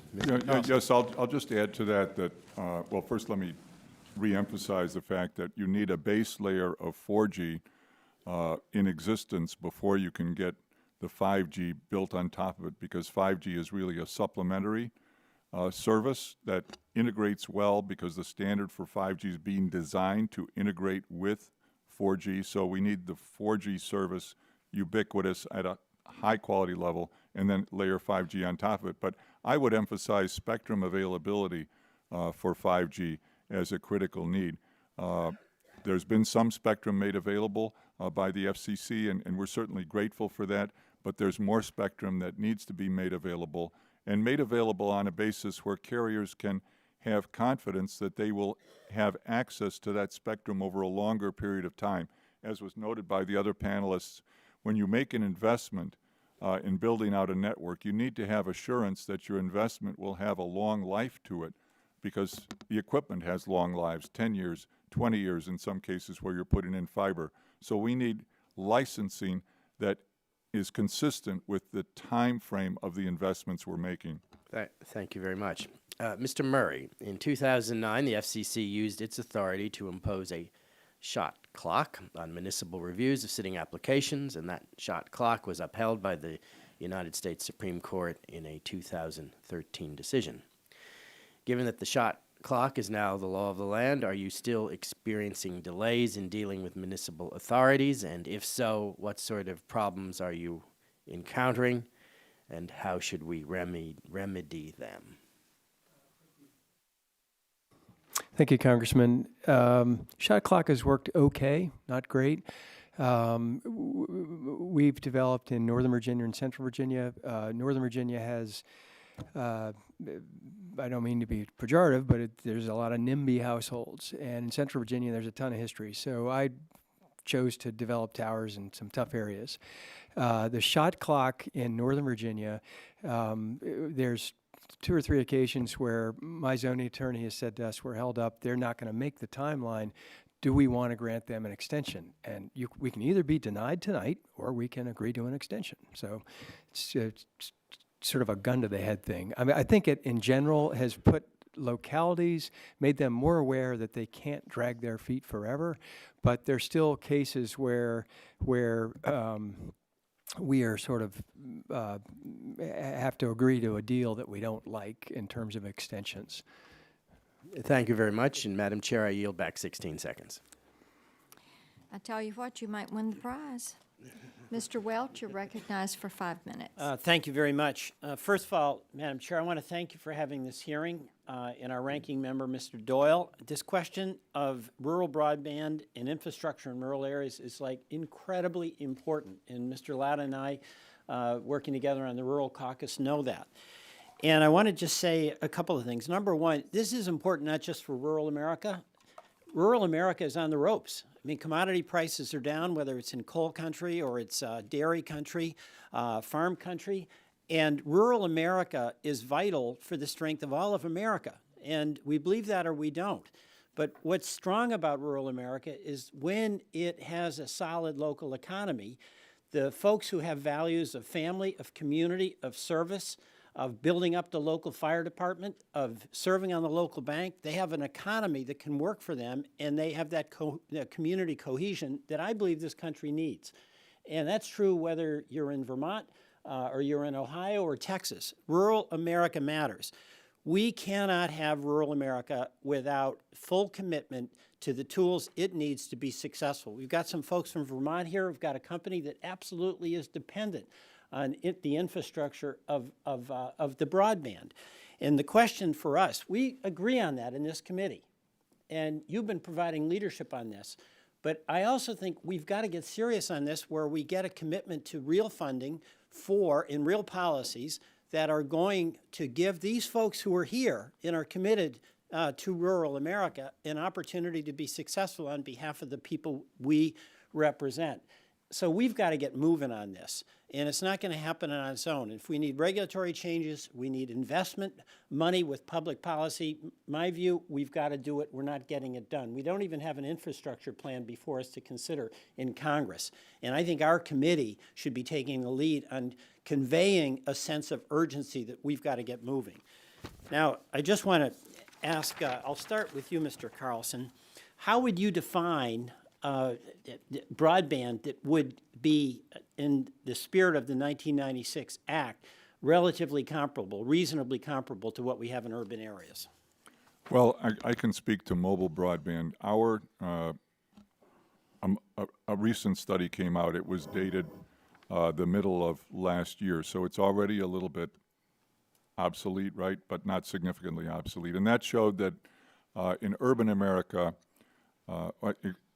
across all of America, that the broadband speeds, the mobile broadband speeds now are at 12.5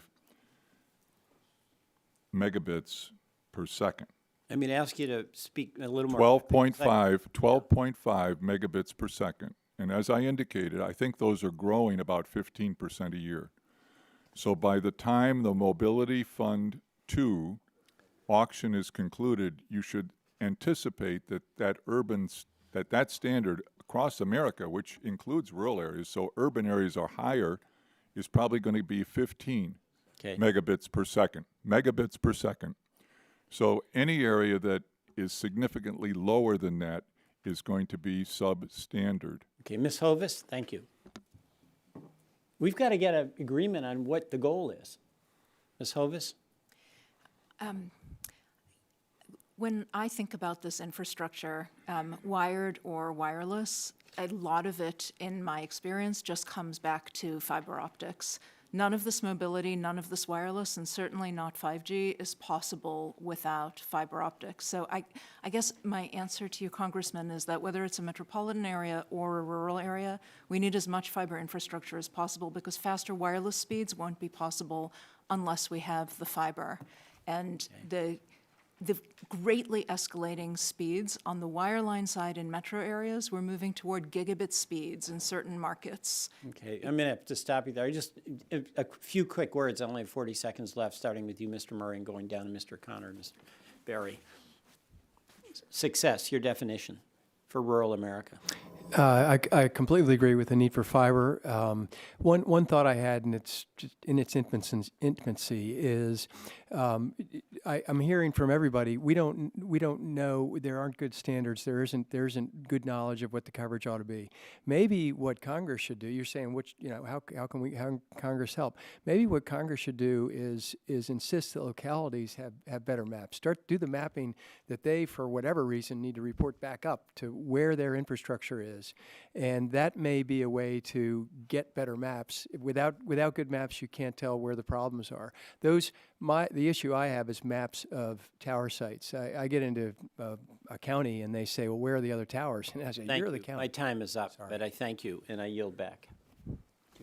Mr. Latta, you're recognized. Well, thank you, Madam Chair, and thanks again for having this hearing today. It's very, very informational. I also want to thank all of our panelists today for being with us today. As the gentleman from Vermont just mentioned, he and I serve on the Rural Caucus here in this committee.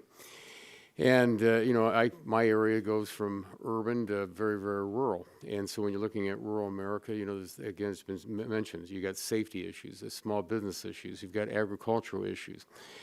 And, but we've also worked on the Internet of Things together. And so we've been seeing things across the board as to how we can get this country moving and get this out there. But one of the other things about serving on this committee, you hear great things that are going to be happening. You're not looking kind of at the end of the car. I remember I took driver's ed a long time ago. I can remember my teacher saying, don't look at the end of the car because you've passed it. You've passed it. And so I know that a couple of years ago, we were told that by the end of this year that worldwide we'd have 1.6 mobile devices per capita across the globe, or about 6 or 7 in the United States. Recently, I saw a statistic that said we'll have between 25 to 50 billion interconnected devices by the year 2025, and that number is probably wrong.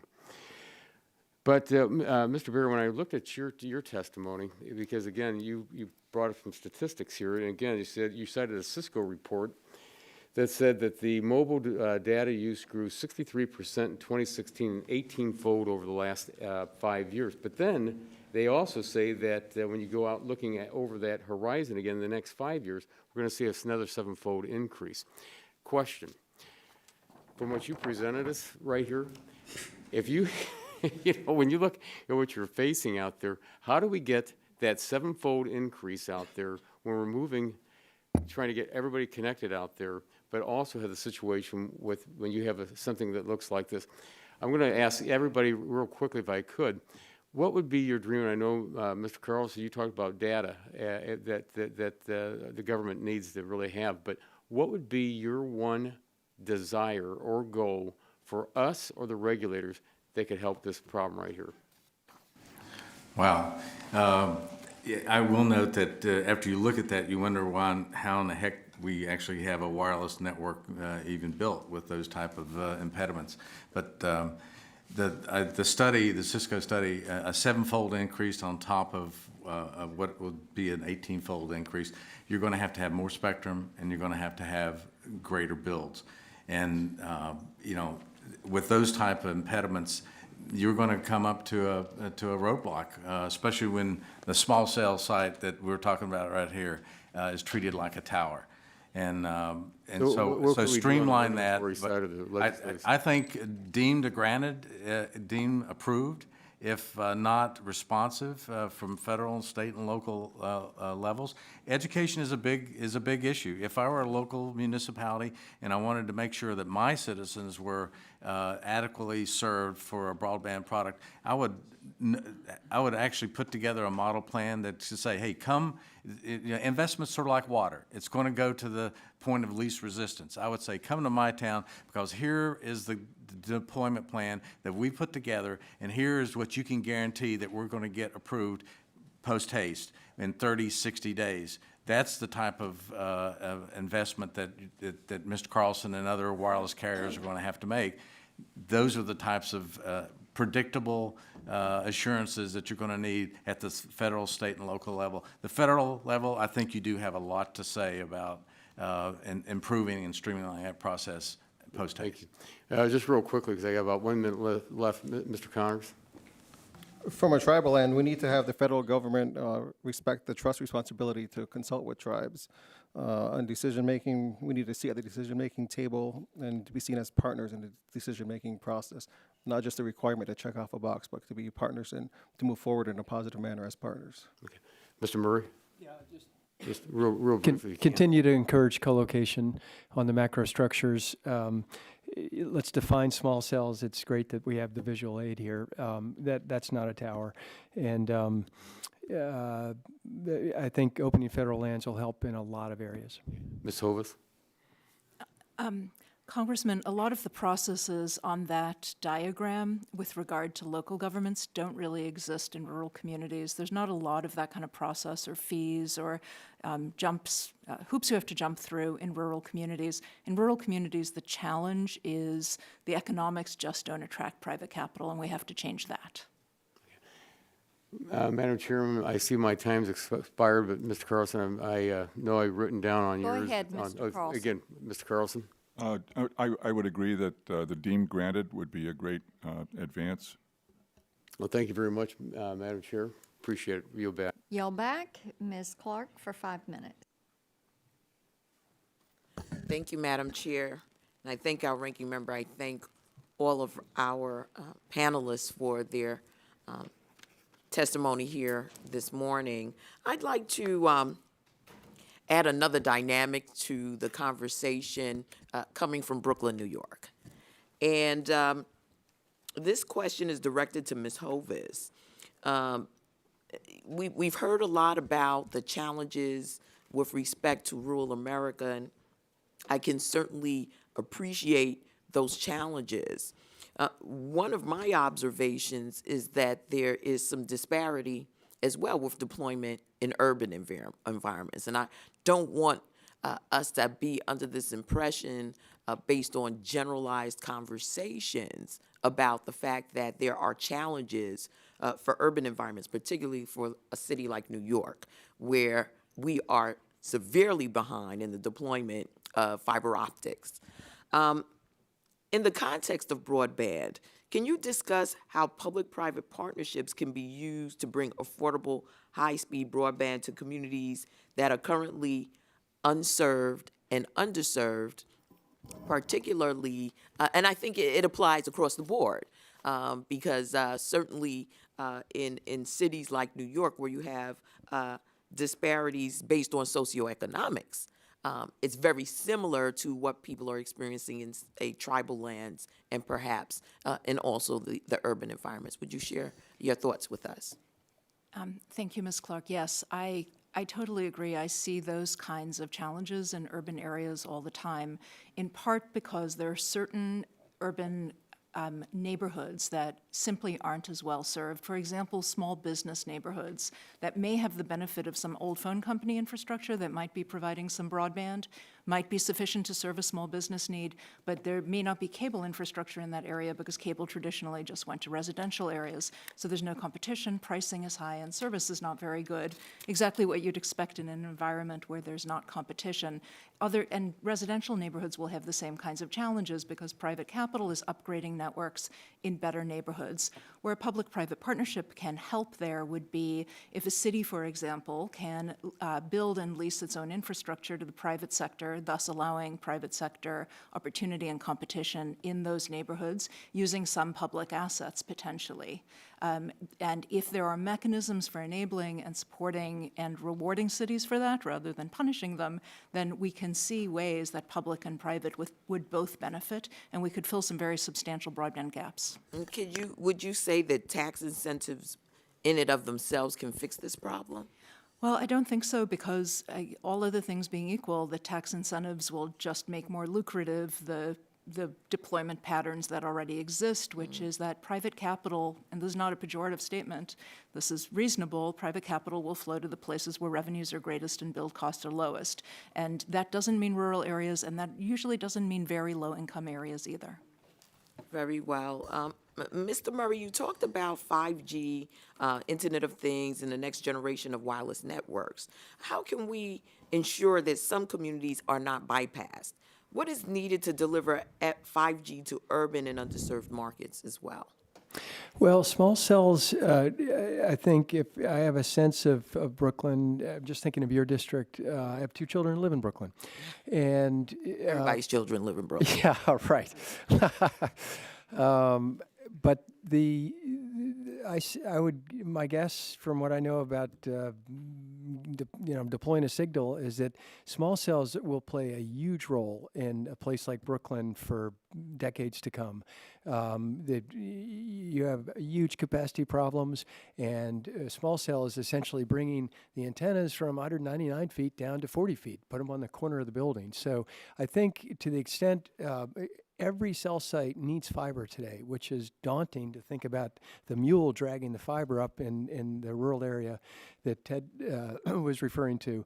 But in a place like Brooklyn, I think you're going to end up with really good service because of the carriers are densifying these networks. The more fiber needs to be laid, obviously, but there are it's a good place for small cells. Are you confident, for instance, that wireless providers will be able to deploy small cell technology at volume sufficient so as to provide universal coverage? I can't. I would expect so. What is the definition of universal coverage? To make sure that across the spectrum of communities that everyone is accessing. Yeah. Again, the Brooklyn's greatest playing card in this whole game is density. And you can put these inexpensive small cells literally on street corners, and to the extent you can connect fiber with them, you're going to have unbelievable service. Thank you, Madam Chair. I yield back. Thank you. Mr. Long, 5 minutes. Thank you. Appreciate it. Mr. Carlson, to get ubiquitous coverage of 5G, it's going to take more than 300,000 small cells deployed across the country. I saw an interesting story recently that suggested that the fees charged to small cells are increasing exponentially. In fact, in a Minnesota city, in the span of just 3 years, they increased the fees for sitting small cells from $600 to $7,500. And I appreciate that some cities and states find themselves in economic straits, but how do you make sure that sitting application cost and management fees don't become a deterrent to deployment? Well, I think it's an excellent question, and I haven't really thought about that question in depth. I think there needs to be an answer to it, but I would respectfully ask that maybe we could get back to you with our thoughts on that, because it's a big challenge. It's on one hand you have the right of the city to charge what it wants. On the other hand, you have the need of the carrier to deploy, and should you overcome the right of the city to charge what it wants? And I would really like to think about the answer to that. If you will, and get back to me, I'd really appreciate it, because it's from $600 to $7,500. I understand your point, but that's a little bit of an increase. Right. And let's see, for Mr. Berry, in Japan, South Korea, China, and the EU, they're all working to regain a position of leadership in the wireless space. What has the benefit been of U.S. leadership in 4G, and what would be lost if we don't set the pace in the deployment of 5G services? Thank you, Congressman Long. I think we have benefited greatly by the new jobs and new services and new technology that we've been encouraging and been able to deploy on the 4G LTE systems. I think if we're not the leader in the 5G system, the 22 million jobs that Qualcomm said would be attached to 5G with $3.5 trillion may not be coming to the United States. It may be going to those other areas. And I'd like to think that somebody in rural Missouri is just as innovative and has just as great a capability of being productive in the rural area in Missouri than they are in downtown Tokyo. And I go back to your first question to Mr. Carlson. That is a huge problem, increasing the fees. This small cell site right here costs $6,000. And if you're going to have to pay $7,500 to put it in and also pay, annual renewal fees on top of that, then that municipality is losing the opportunity to do just what you would like to do globally, which is be the leader in the 5G world. I think education is a huge issue there, and I think hearings like today go a long way to make that point. But they need to understand, if they look at it as a revenue stream, then they're not going to get the capabilities. And you have legislation that before you that tries to tie the value of the the cost to the actual cost of the license and the license application review and the management of the right-of-ways. Okay. Let me get one more in quickly here for you and/or Mr. Carlson, whoever would like to tackle it. But in my front office here in the Rayburn building, I have a sign that says, "Bring back common sense." And it's the most popular sign in my office. We can all agree that there is a digital divide between urban and rural America. It is imperative that we promote the deployment of broadband networks in rural, unserved areas like in my home state of Missouri. However, to fix a problem, we need to correctly identify the problem. I think a common sense first step we can take is correctly identifying where broadband is needed before spending the money. For you, Mr. Carlson or Mr. Berry, both of you talk about the importance of data in Form 477 in your testimony. In fact, Mr. Carlson, you make a great point when you say making smart, targeted investments begins with accurate measurement. My question is, what has the FCC done to improve its data collection, and what more can they do? Well, my view is that we haven't done nearly enough, or I should say the FCC hasn't done nearly enough. I'm sure that they're well-intentioned when they originally designed that 477, but that was years ago, and needs have become more apparent, more obvious now. And now they need to improve that data collection process. We have volunteered for our company to provide that data on the urban quality level standard within weeks of the time that they would ask us for that. We believe that large carriers, most carriers, can provide similar data within a period of months. All they have to do is ask, or if a carrier won't provide the data, to require it. It's not a big job.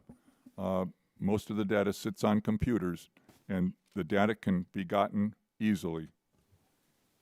Okay, I'm way over time, but do you have anything real quickly on that? I'll do ditto on that. We strongly agree, and I really do hope that the FCC will address this immediately, because the Mobility Fund 2, which they just approved, over the next 10 years is going to spend $4.53 billion. Not enough, but certainly not enough if you don't have the data to know where to spend it. Okay, So thank you. Madam Chairwoman, I have no time, but if I did, I'd yield it back to you. I appreciate that. Ms. Eshu, the time is yours. Thank you, Madam Chairwoman, and congratulations on your chairmanship of the subcommittee. I think that this hearing today is maybe not equal to importance as the nomination hearing for the Supreme Court, but I think it comes in as a close second because the subject matter is an essential for our country. It's an essential for our country. Broadband access is a basic necessity for full participation in modern life. It cuts across, as other members have said, as the witnesses have stated, that connectivity is an essential tool for education, for healthcare, for civic discourse, for opportunity in our country. And every time I heard the questions asked and the answers given, and the excellent testimony that was given, my heart sank even more, because we have a patchwork in our country relative to not only access, but to speed. Many years ago, it was the action was all about access. We have areas in our country that have no access. This is the second decade of the 21st century. These are technologies that Americans invented. So I think we have a huge challenge. And I think that we need to, in this committee, advance this the way the Telecom Act was advanced at another time. That was in '96. That is now a long time ago. So when we have 39% of households in rural communities have no access. No access. We're not even talking about speed. So they have no access to a fixed broadband provider, I should add. So I appreciate the good words that you said about my legislation, dig once, Congressman Long talked about common sense. My grandmother used to say the most uncommon of the senses is common sense. Now, on January 24th, the House voted by a voice vote to pass H.R. 600, the Digital Gap Act, which would make it a policy of the United States to promote build once broadband policies to foreign governments. I think we should start at home. So all of the evidence points to that. Of all of the recommendations that you've made, I just want to go just one sentence from each one of you, because what I'm looking for out of this subcommittee is a package that is going to move us to where we need to land. And so starting with Steve Barry, one sentence, one item, what do you think your top item is to get us to where we need to be? Well, that's difficult, but I got to start off with data. If you can't measure it, you can't fix Data, it. okay. Mr. Connors? Including tribes and respecting tribal sovereignty. Okay, Continue to encourage co-location. okay. Ms. Hovis? Enabling public-private partnerships. Collect the accurate data. Okay, so we have two out of 5 on data. So, well, I appreciate that. I think, Madam Chairwoman, that with all of the knowledge that has been presented to us, the collective knowledge that we have on both sides of the aisle here, I really think that we need a package for the 21st century. And we say the United States of America, except there are whole areas of our country that are left out. That is, it's just not acceptable. Rural America, in terms of tribes, I mean, it's shameful. It really is shameful that parents have to drive children, I don't know to where, to see if they can pick up a signal so that they can get their homework done. That's something that should be from other centuries, not this century. So I will work with you to put a package together because I think this issue deserves it. And we are not going to progress economically or otherwise in our nation unless we can achieve the full benefit of the technologies that are there, knowing whole parts of our country, whether they're underserved, whether they don't have competition, where there is absolutely no access, or that they're lacking speed. We need to, I think, put a package together. Otherwise, I think all these parts, we're going to have hearings on all the different parts. But we know in medicine that you need to treat the whole body.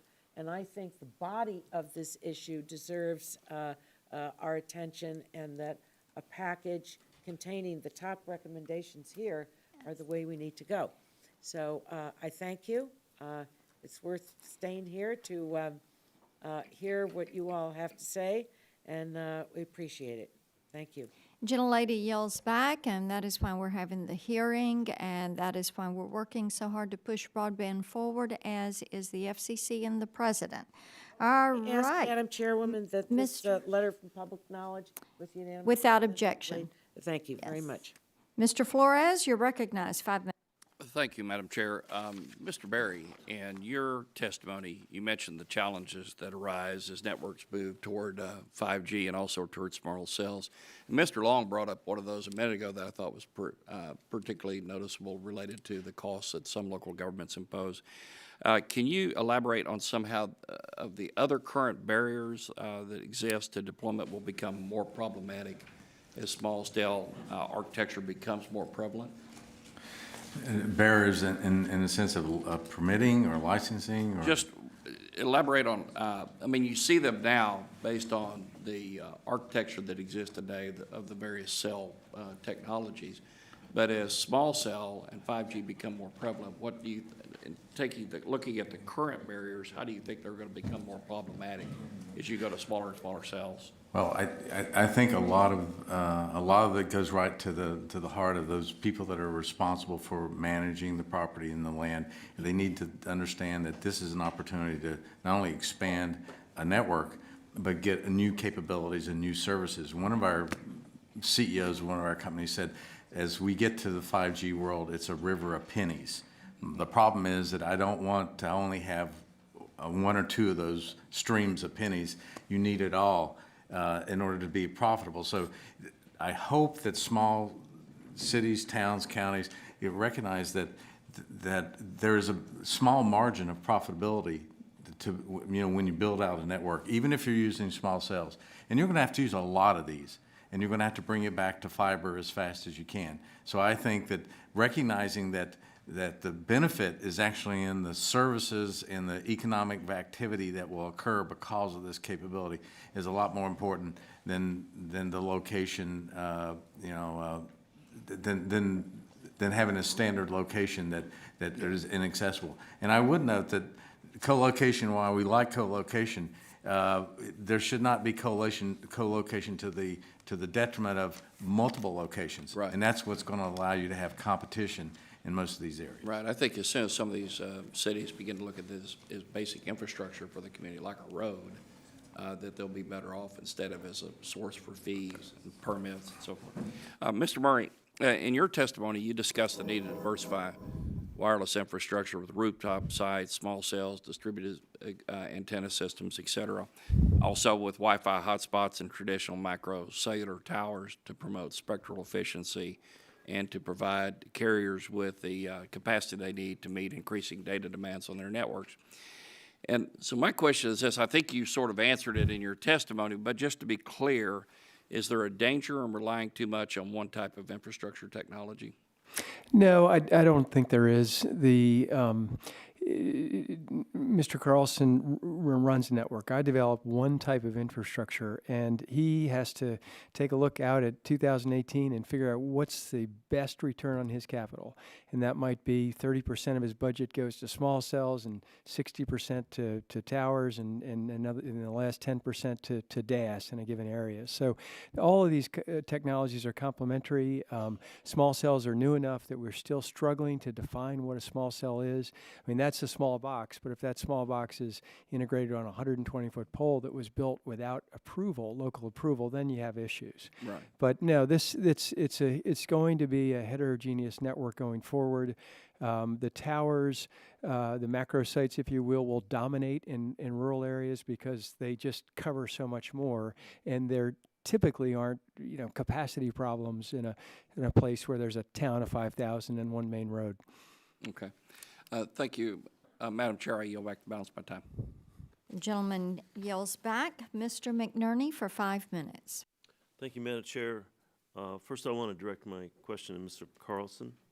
In your testimony, you discussed the benefits of investing in mobile broadband, but there's approximately 5.3 million veterans living in rural areas, accounting for about a quarter of all the United States veterans. Can you provide some examples about how investing in mobile broadband in rural areas would benefit these veterans?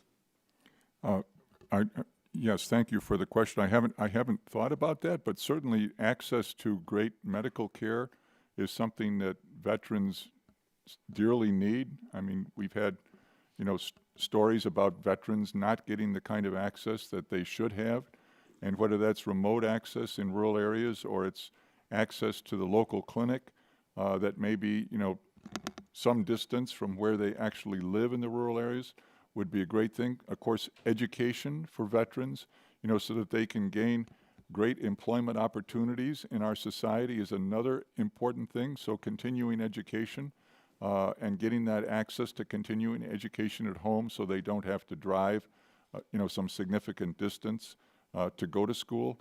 Those kinds of things would be very important. Thank you. All of the written testimonies show significant benefits to broadband, but I'm concerned about the growing cyber threats that we face. I'd like sort of a yes or no answer, and then I'll drill back if anyone wants to from each of you on would it be beneficial to invest early in our cyber protection in the broadband planning and development? Well, I can just comment on cyber. We're investing, millions of dollars per year, and that's grown dramatically. It's probably grown 20, 30% a year over the last several years because we are worried about cyber attacks to our network. So the question is how beneficial is it to make those investments early in the process as opposed to waiting? It's very important for every company that's involved as a carrier to make investments today in cybersecurity and to get cooperation, even more cooperation than what we get today from the government, informing us about threats that they see that we could then anticipate. Ms. Carlson? Ms. Hoven? Yes, I agree. Critical to do it soon. Okay. I agree. Definitely, it's better to invest early and get ahead of the problems before there is a problem. I totally agree, and we would encourage best practices and better education on how we build and deploy networks, especially for the networks, but also for the consumer that are utilizing the network. Ms. Hovis and Mr. Carlson, it's been 2.5 years since the national broadband map was updated, and I know you've spoken strongly on this, Mr. Carlson, but Mr. Hovis, Ms. Hovis, excuse me, is having an accurate data important for identifying geographical areas that are underserved or unserved? Yes, it's absolutely critical, and I spend a good amount of my time on fixed broadband as well as on mobile, but I will agree with everything that Mr. Carlson said. And I would say the granularity of data is critically important as well, because when we are seeing data only at a very high level, such that there is the implication that there's service throughout a community, when perhaps a small part of that community is served, but we don't have the granularity to know who is and is not, can't really make useful decisions about where to invest or where the needs are. Would it also be helpful for public-private partnerships to have that granularity? It absolutely would, because it would allow both parties to know where they should invest, where they might want to target their efforts, how the market is served or not served, so that they can understand market dynamics. But it also helps the public sector to understand where the needs are. So, for example, in many urban areas I work in, whole areas of small business concentration have almost no broadband, or the small business services that are available are just a few megabits, which doesn't fit the federal definition of broadband. We'd want to know to target that, and you can't find that out from the national map at this point. Are there specific types of public-private partnerships that would be beneficial in rural areas? Yes, we've seen some really interesting innovation around these kinds of partnerships. So, for example, the Commonwealth of Kentucky, in a very visionary bipartisan effort, has entered into a public-private partnership with a consortium of private entities that are bringing private capital and full private execution, construction, operations, customer service, and so on, to a statewide initiative that will also open up new opportunity for other companies. Too many questions, too little time, Madam Chairman, Madam Chairwoman. Gentleman yields back. Ms. Walters, 5 minutes. Thank you, Madam Chairman. I'd like to thank Chairman Blackburn for holding this important hearing and the witnesses for appearing before the subcommittee today. The impact of broadband in our everyday lives is significant, particularly in my home state of California, where wireless technology is growing at an explosive rate. In fact, over 41 million California residents access the majority of their high-speed broadband connections wirelessly. These numbers will continue to grow, which is why the deployment of 5G technology is so important to my state, and particularly in my district. In fact, the recent Accenture study mentioned in Mr. Murray's testimony estimates that the wireless industry will invest $275 billion in communities across the country over the next decade to build out our next-gen 5G wireless infrastructure, which will support 3 million new jobs and contribute $500 billion to the economy. Over $200 million of that investment will incur in my district, creating over 2,300 new jobs. Unfortunately, the current process to site wireless infrastructure is cumbersome and can impede 5G rollout to the detriment of investment and job creation. To that end, I'd like to ask the members of the panel about the obstacles related to the current siting process. Mr. Murray, as I just mentioned, the Accenture study you raised in your testimony highlights the significant broadband investment scheduled to take place over the next several years. The most obvious way to continue to encourage this type of investment and job creation would be to make significant changes to the sightings process for 5G infrastructure. And I know some of my colleagues have touched on this, but can you share any specific examples where the siting process has disrupted or discouraged 5G rollout? Well, 5G rollout is still, sometime in the future. And I think we should also recognize that quote unquote 5G infrastructure is essentially layering new gear on top of the existing structures. So in the case of a tower, a carrier is going to come back to that tower if they have 4G antennas and other gear on the top of the tower. They're adding gear to that. So it's not as if we need to build. We'll need more small cells. We'll need more towers, but it's not a unique type of infrastructure. It's just more of the same. I'm not sure I answered the question though. Okay. No, that's fine. Mr. Berry, according to the chart submitted with your testimony, mobile infrastructure sightings require the involvement of at least 4 federal agencies and state and local requirements, which in California can oftentimes be more burdensome than environmental reviews. Is the process outlined by the chart a reasonable expectation of what carriers can face when seeking to deploy technology? Yeah, the chart, I assume you're talking about this chart here. And I must say that it's actually not as inclusive a chart of what actually would have been had we had, more paper. So yes, it really boils down to whether the local community or land manager wants to cooperate with the carrier or the provider. If from this chart you can find 1,000 different boxes to put a no X in and make a carrier resubmit, reapply, do a new study, and unless you have this ongoing requirement that this is in our national interest and it should be a priority to have services like this in our communities throughout the United States, I don't think you're going to change the attitude. And that's why I say it's yes, it's structure and it's organization, but it's also local citizens and the communities need to decide, do we want the platform to be built so that we can have a 5G? And I think it really boils down to where there's a will, there's a way. What relief will the proposals that you outlined in your testimony do to streamline the deployment process? Well, I think having an entity that's responsible, and a federal, state, and local entity that you can contact that has an application, responsibility for the application, that will respond to you. Many of the land managers, at least many of our carriers, say, listen, we would just appreciate a phone call back telling me the status of my application. I mean, it should be a priority to receive and get the services into the economy. That's part of the missing piece of the puzzle, is how do we encourage those that actually have the authority at all levels to actually act on it. And I think that's why at the federal level, the leadership starts there. And I think that that attitude can have an indelible impact on everyone else down the chain. Okay, thank you, and I'm out of time. Thank you. Gentlelady yields back. Mr. Engel for 5 minutes.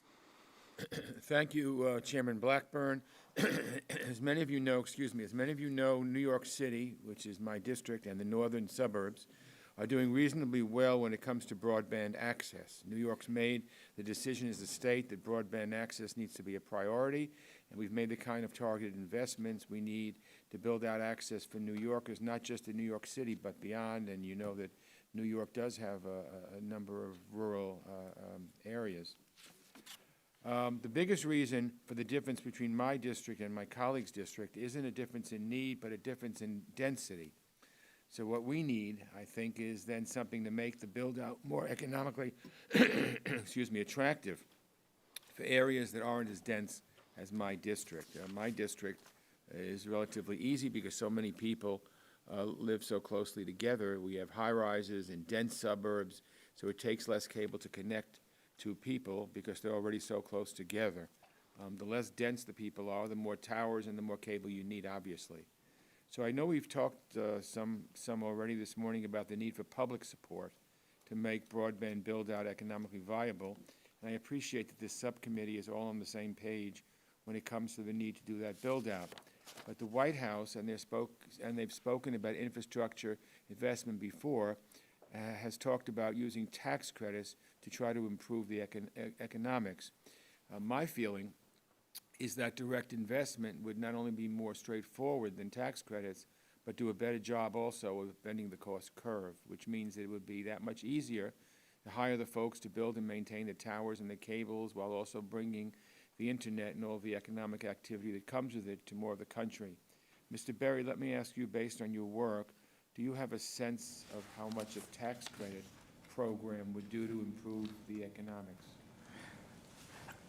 You know, I hesitate to give you a number because quite frankly, I don't know, especially all situations are different. And my initial impression would be straight tax credits, unless it's an accelerated tax credit or immediate tax credit or a reduction in your out-of-pocket expenses, will have very little, will create very little incentive to build out in rural America.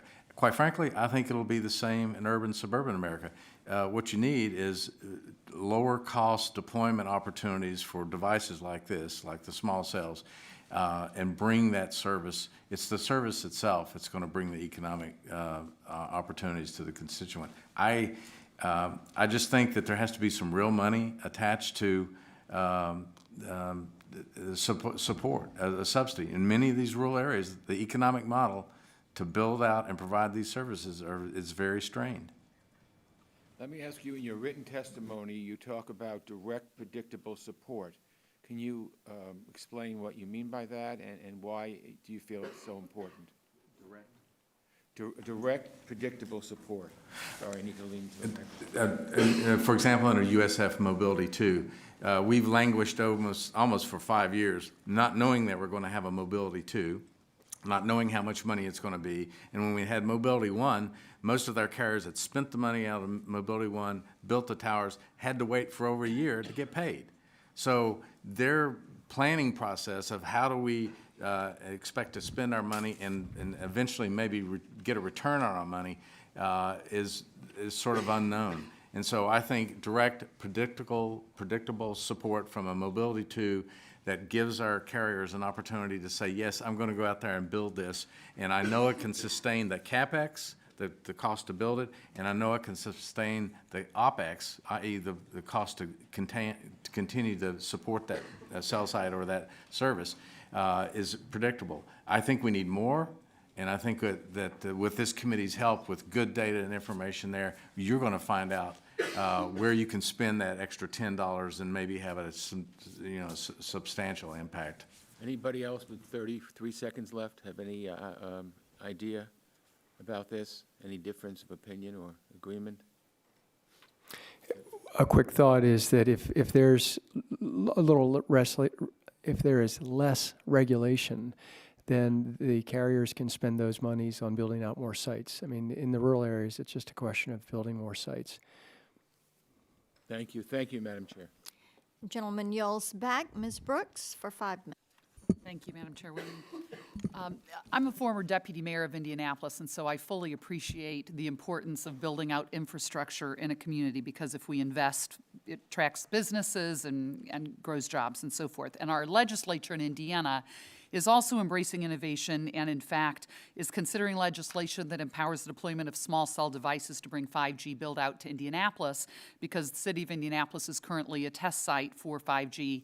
The build out and is attracting that 21st century infrastructure. And so while I'm learning more and am a huge fan of 5G, what I'm curious about, Mr. Murray, with respect to many state legislatures, I understand, including Indiana, are considering the type of legislation that would prevent municipalities from adopting burdensome and unneeded local regulations that would impede the deployment of small cell technology necessary for 5G. Do you believe that that type of state legislation is needed to ensure the rapid deployment of 5G technology? And do you believe there's a continuing federal role to ensure there are proper guideposts around local regulation for the placement of this type of technology? Yeah, I think we're struggling as an industry right now in defining it, and it's a matter of scale. Again, the Wireless Infrastructure Association believes if we talk about height, it's 50 feet, and it's a limited number of antennas. That magnitude or less is a small cell. Anything larger is a tower that should go through the normal responsible local review. I'm not. The WIA has model legislation that is a much longer version of what I just described, and I think that legislation will be a guidepost to states as each state wrestles with this question of how do we define this new technology. Mr. Berry, last week, another Energy and Commerce Subcommittee held a hearing on smart communities and the way technology can enable more efficient transportation systems, better policing, and so forth. Can you address what your members of your group are doing to partner with localities to enable cities like Indianapolis to leverage 5G technologies? Thank you. Well, first of all, you have to get to the gigabit network if you're going to find yourselves in a 5G, even if it's a test bed. So it's the backhaul and the fiber that is the first requirement, and then it's the deployment, not only the small cells, but the coverage. So many of our carriers, U.S. Cellular included, are already doing test beds for 5G. What do we have to do? Some of our smaller carriers have said, listen, Steve, my most difficult challenge is figuring out the business model for a small town or city when I have a number one priority is to get a 4G LTE VoLTE build out.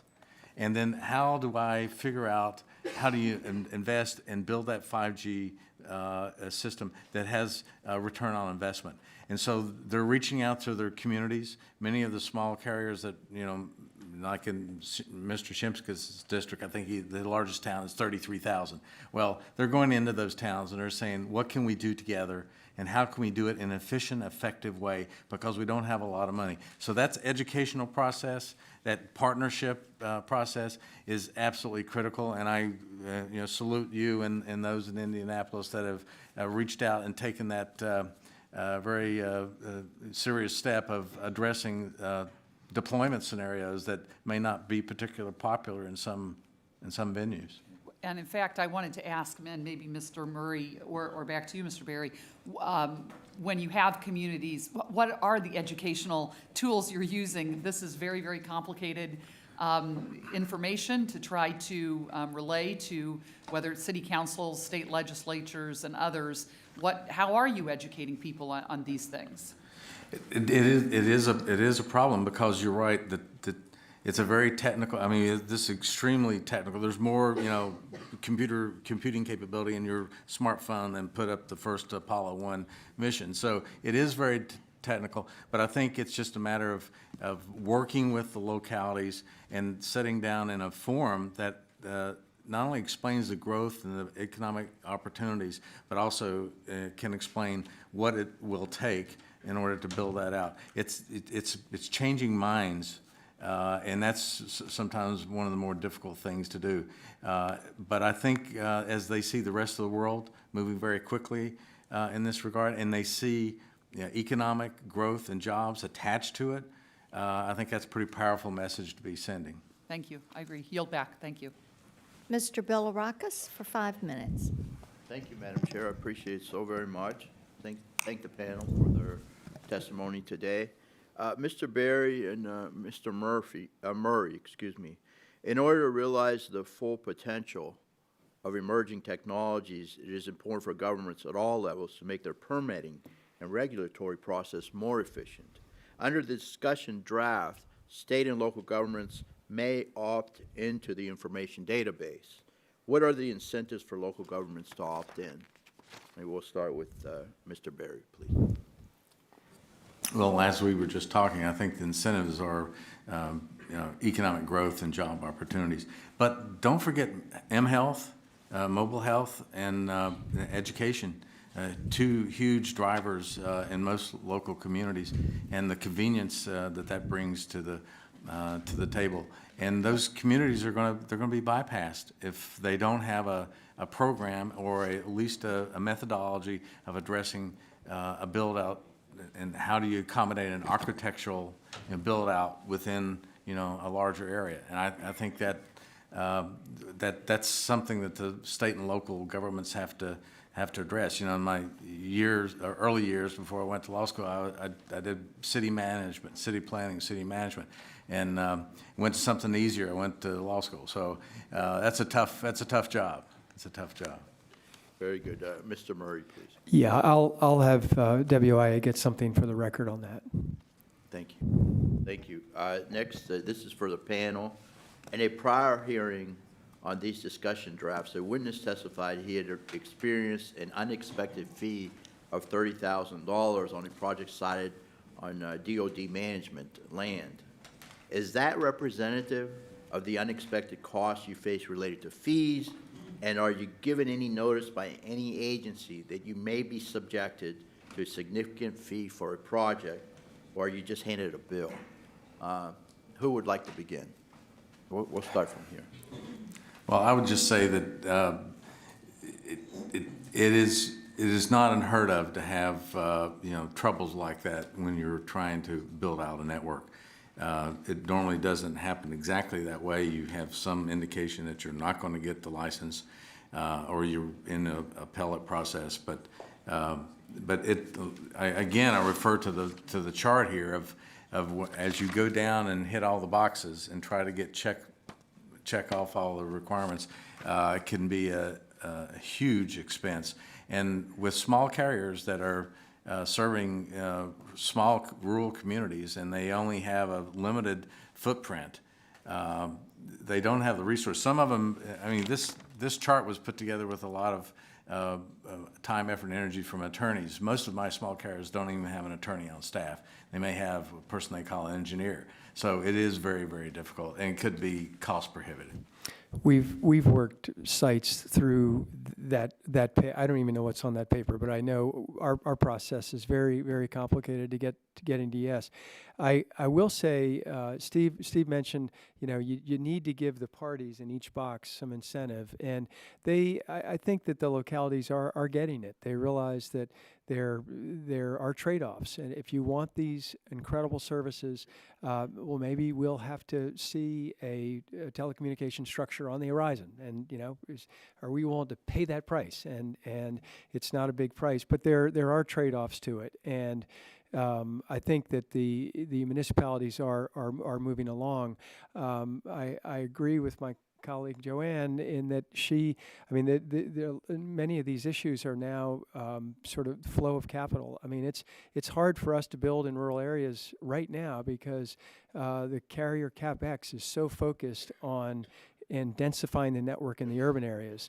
We as a business need a lead tenant, and we need a second tenant, and the second tenants are just not there as readily as they were in the past because of this need to densify in the urban areas. Has anyone else received a large unexpected fee on the panel, similar to the $30,000 fee?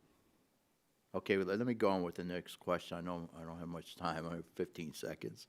A follow-up: Have you or your member companies ever created a feasible broadband proposal only to abandon the project due to repeated and unexpected fees?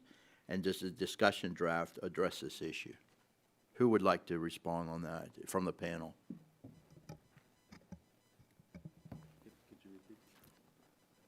Yes. Well, I can just comment that I don't know the answer to that. I know we have abandoned cell sites when the difficulty of getting them cited and agreed to by the local community was too much. I don't know whether it was specifically fee-related, but we have had to abandon cell sites, which we think was harming, and that abandonment, we believe, harmed those communities. I believe so. We've absolutely had the same experience in western Loudoun County. We had a whole network of sites that would have brought broadband to that whole community. In 2008, a whole network of sites was denied just on sort of unreasonable community opposition. What we believed was unreasonable, and they still lack service. We were close to abandoning the project a few times based on putting the money out ahead of time, not based on the fees, but based on the cost of the project and waiting for reimbursements Reimbursements from the grant had to wait sometimes 6 to 12 months, a couple of years. So it was an upfront costs that were making it cost prohibitive for a while. And we've had members, several members have told me that they had to not only abandon sites because of expectations that they're not going to get a USF. And you remember they cut USF, Universal Service Fund, Mobility 2 funds in the last administration significantly. And some carriers actually went out of business because they're so small, their board said we can't sustain another 20, 30, 60% cut in reimbursements, and they sold their operations. And so for small carriers, that's always a concern. Are you going to build or overbuild your capacity? All right, I'm sorry, Madam Chair. Thank you very much. I yield back. Gentleman yells back, Mr. Collins, last in the queue. Oh, my. Thank you, Madam Chair. I want to thank the witnesses here today. Just a little background. I have 8 rural counties in upstate New York. We're talking Buffalo, Lake Erie, Lake Ontario. 4 of my counties do not have acceptable broadband coverage. In fact, my get out of jail free, if somebody's on the phone, I just say, I'm up in Wyoming County now, I just lost my cell signal. So one of my counties, I don't even have cell coverage. Recently, Verizon turned down $170 million on broadband build-out in New York State. Fortunately, Ajit Pai, the new chair of FCC, saw the rationale of keeping that money in New York. One of the first things they did was designate that $170 million will stay in New York, but we'll have to figure out exactly where that goes. So, Mr. Berry, part of my question for you, because I've got in fact, was one of my neighbors in the shopping plaza, my district offices in Blue Wireless, is a CCA member. Very small provider. So my thought goes around this. First of all, Congress does a lot of things, and Rule 1 is do no harm.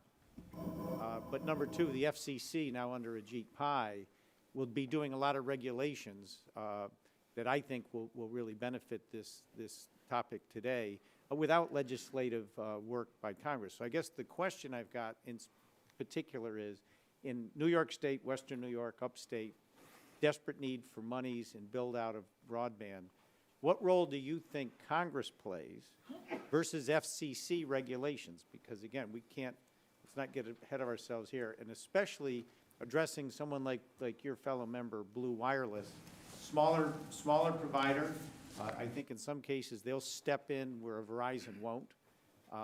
But to make sure we're not doing something in either way, FCC or Congress, to somehow cut these small guys like your clients and my neighbor, cut them out of the process. You got some comments? Well, you're absolutely. Blue Wireless is a great member. They also participate in our device hub, where we essentially put a consortium together to ensure that the small carriers can get the state-of-the-art devices at the lower costs through aggregation of acquisitions of handsets. So they're one of the smaller carriers that are out there, really unique, making a unique imprint in their territory. You know, I think what the FCC did here on the USF Mobility 2 was a real improvement. We're not out of the woods yet, though, on the data issue. We're going to have a challenge process, and the data is still not available. So those carriers like Blue Wireless, MTCPS, and some of the other small carriers are going to have to challenge the data that, number one, we know is incorrect, and they're going to have to spend a lot of money to make sure that the data that they submit is actually correct, and for the FCC to make a decision whether or not they're going to get access to USF funds. And so Blue Wireless is courageous in the fact that they're out there competing with the larger carriers in a very small area and on a shoestring. So I think some of the regulations that PI is doing away with may help them just as much on reporting requirements and some of the other issues. But on the USF, that predictability of those funds are critical. In the next phase, once we finish the legacy and the drawdown of the legacy, it's the new build funds that they're going to have to challenge, and they're going to have to be ready to fight for. And hopefully we'll help them fight for them. Well, I thank you for that, because we all share the same concern going forward. We don't have enough time to get into some of the delays. I noted in your testimony, the concern of 2020 is still, 3 years away, and we sometimes get frustrated we're moving at a snail's pace, but, we can cover that another day. So, Madam Chair, I'm going to yield back 48 seconds, so you can't blame me for going over. Thank you very much. I will accept that time back, and seeing no further members to ask questions, I want to thank all of our witnesses that are with us today. Mr. Berry, we do have the ranking member and I were talking about the small cell site. What we would like to know is range of coverage for that cell site. It would be helpful to us going forward, and you can submit that to us for the record if you would like. Okay, and I've got the specs for the cell site, and it is, one of my members, Nokia, provided it, so I thank them. Okay, and if you'll submit that for the record, and to all of you, thank you. You are dismissed. We're going to quickly reset to the second panel. Spend about 2 minutes doing that, and then move forward with the second panel. Votes are expected sometime between 1:10 and 1:25.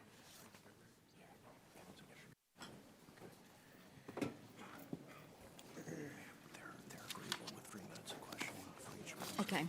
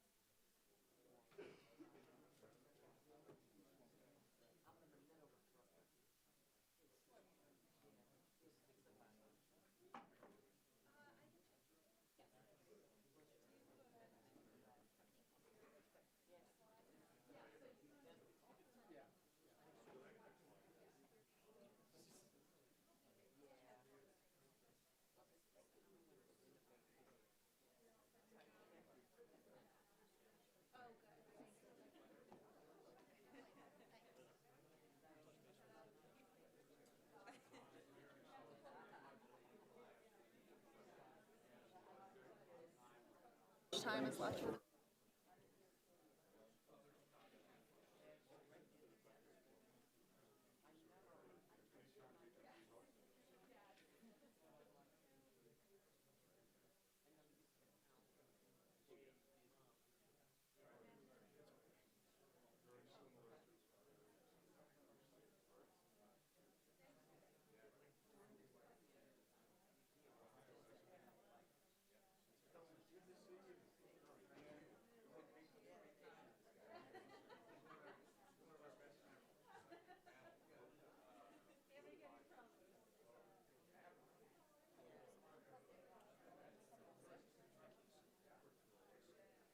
If everyone will go ahead and take their seats, we will begin our second panel.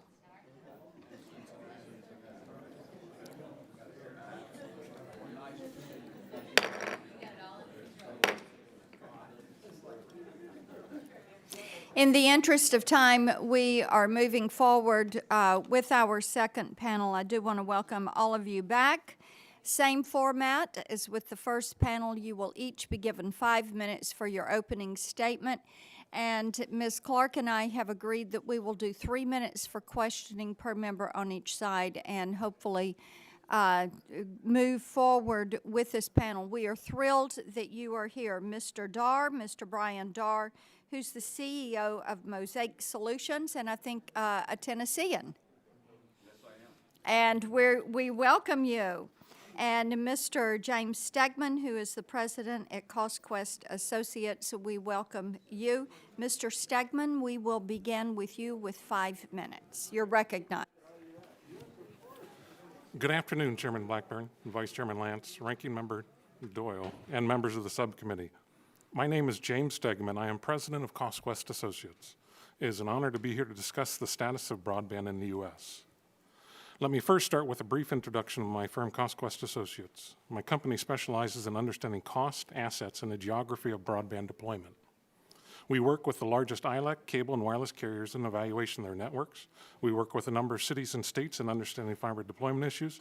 And we created both the economic model behind the National Broadband Plan, as well as the FCC's current Connect America cost model that is used to disperse over $3 billion annually. Now let me jump to the heart of my testimony today. Let me first focus on terrestrial coverage using the latest FCC 477 data.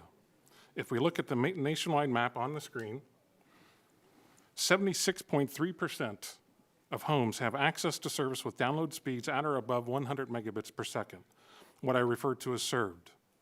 13.6% have access to speeds between 25 and 100 megabits per second, or what I refer to as underserved. And 10% of homes remain unserved with speeds under 25 megabits per second. It is an interesting picture that shows while the majority of the population is served, the majority of the landmass is unserved. In the next chart, I have summarized the coverage in your congressional districts. The blue represents the portion of your district that is served, orange represents what is underserved, and gray represents what is unserved. If we move to the mobility side, we use the access to LTE as a basis to prepare the map you see now on the screen.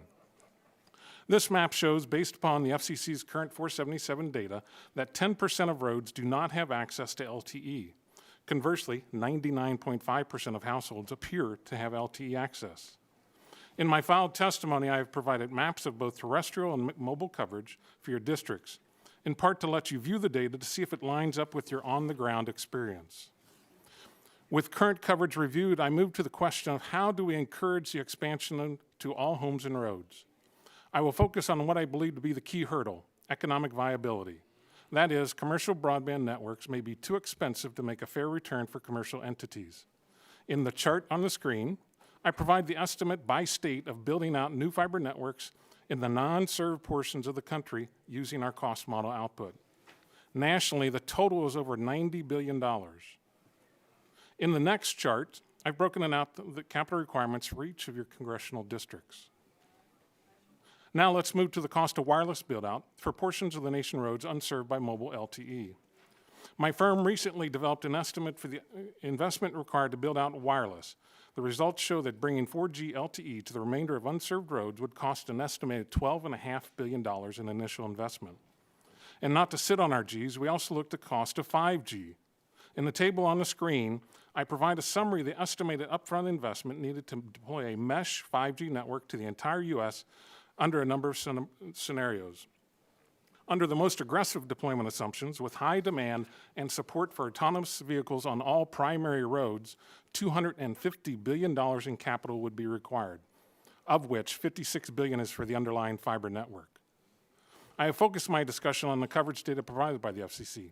While it's the best public source of coverage information, improvements could be made. On the terrestrial side, we have the issues that arise from the one-served, all-served nature of the data. With respect to mobility, my firm independently assessed the ground realities of availability and speeds in areas of South Carolina as compared to the 477 data. The map on the screen shows the results of the drive test in southeast South Carolina. The light blue shows the 477 coverage. The black dots show the locations where service was not available, and the red dots show locations where speed was under 4 megabits per second. As evident, this drive test does not comport with the reported coverage. In part, the conflict is driven by the lack of uniform standards for carriers to submit 477 data. As a final topic, a number of cities and states are looking to programs to expand broadband. New York, for example, established a broadband investment program to utilize $500 million to bring service to non-served areas across the state. The size of the fund, along with the goal of achieving 100 megabits per second statewide by the end of 2018, make this program one of the largest and most ambitious of its kind in the country. By the end of 2018, they will move their served percentage from 70% to well over 98%. In conclusion, my testimony focused on coverage data and estimates potential cost. While efforts to collect data, model, and understand these complex areas may be time, labor, and data intensive, as with all my client work, we need to strive to collect and develop the best information to make informed decisions. Thank you. I thank the gentleman. Mr. Dar, you're recognized for 5 minutes. Thank you. Good morning. My name is Brian Dar, and I'm the President and CEO of Mosaic Solutions, previously known as American Roamer. I want to thank Chairman Blackburn, Ranking Member Doyle, and the fellow members of the Subcommittee on Communications and Technology for the opportunity to speak with you today. Expanding and accelerating broadband deployment requires reliable information. Without trusted data about coverage gaps, we will not stimulate private sector investment, advance toward the goal of universal service, expand broadband into more rural areas, or maintain the competitive broadband market we see today. Since I founded Mosaic in 1988, our sole mission has been to produce reliable data about wireless network coverage and performance. Almost 30 years later, we're still a small business. We have less than 50 employees, and we're still based in Memphis, Tennessee. But we offer some of the most accurate insight into network coverage and performance available in the market. More simply put, we tell our clients where they can reasonably expect to have access to a variety of mobile networks and how reliable wireless networks are at any given point in the United States and much of the rest of the world. Mosaic has supported part of the FCC's recurring informational needs for many years. The FCC uses our coverage right data sets in its annual competition reports and other policy and regulatory decisions. Mosaic and its competitors stake our reputations on supporting the products and services we provide to our clients. Despite healthy competition and increasingly sophisticated data analysis among private sector network analysis companies, the FCC has sought to displace this industry by mandating use of its own data analytic tools. In 2013, the FCC elected to expand its Form 477 to mandate that carriers provide information directly to the Commission. In some cases, the FCC uses its in-house data to the exclusion of all other sources. The Wireless Telecommunications Bureau recently stated that its Form 477 coverage data is, quote, the best available data we have today, unquote. It's not.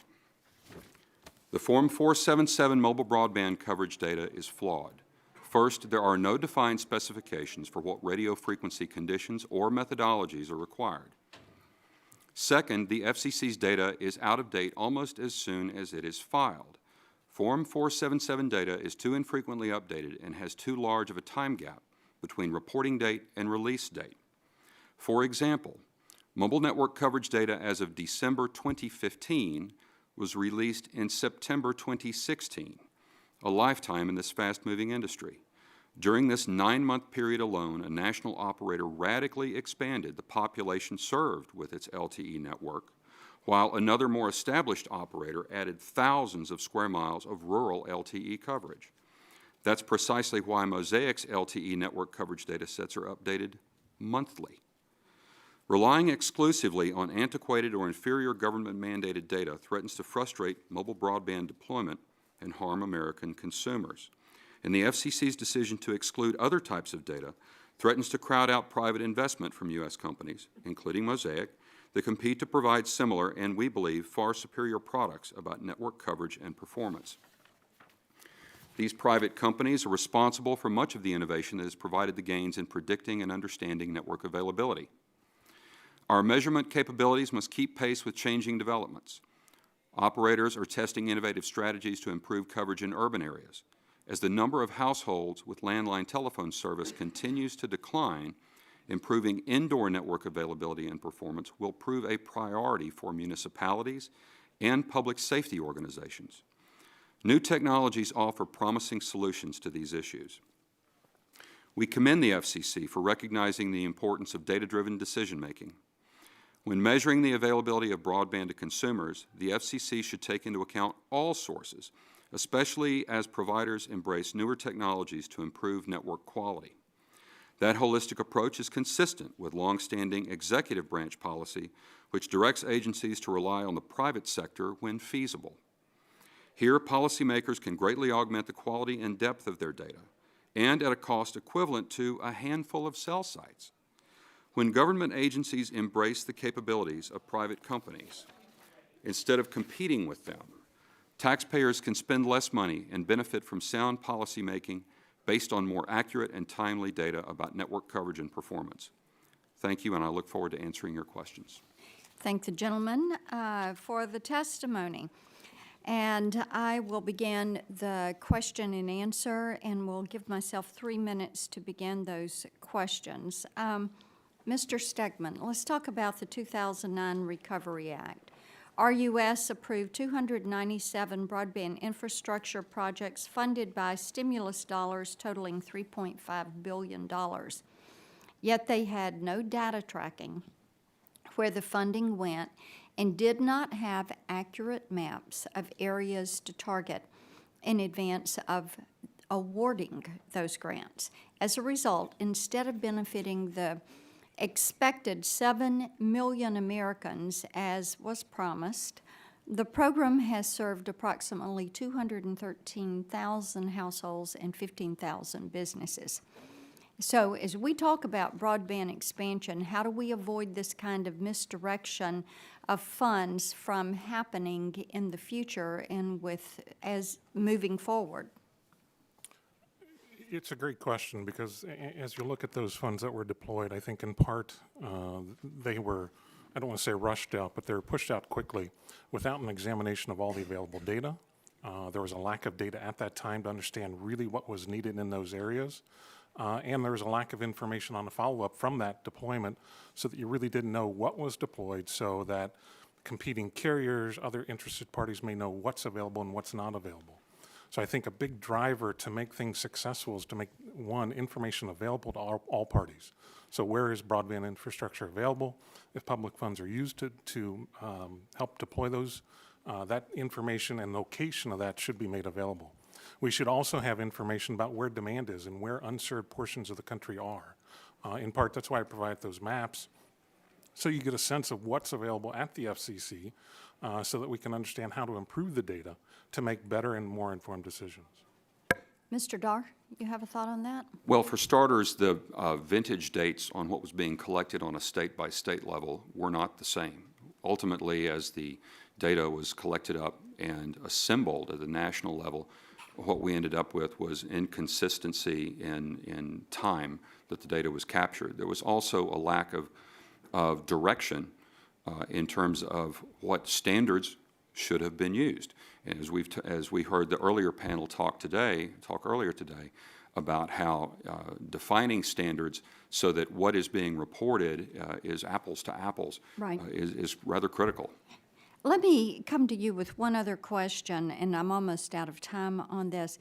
You talked a little bit about overlaying the traditional coverage with wireless. And how can that be beneficial to infrastructure development, and what are the type problems to expect when you start that overlay of a wireless with the traditional? So we think a layered approach is critically important to understanding really what's going on. All networks, as they're being engineered, start with a predictive model, an RF model that says we think this is the area that's going to be served by putting up this cell site at this height, at this spectrum. And as you encounter real-world situations, interference from buildings, trees, whatever it may be, you have issues with some of that. And the traditional method of going out and testing those networks has been drive testing, and that's still an extraordinarily important part of how the operators judge the performance of their networks. But we now have millions upon millions of devices in the field that are capable of collecting more information and trending over time.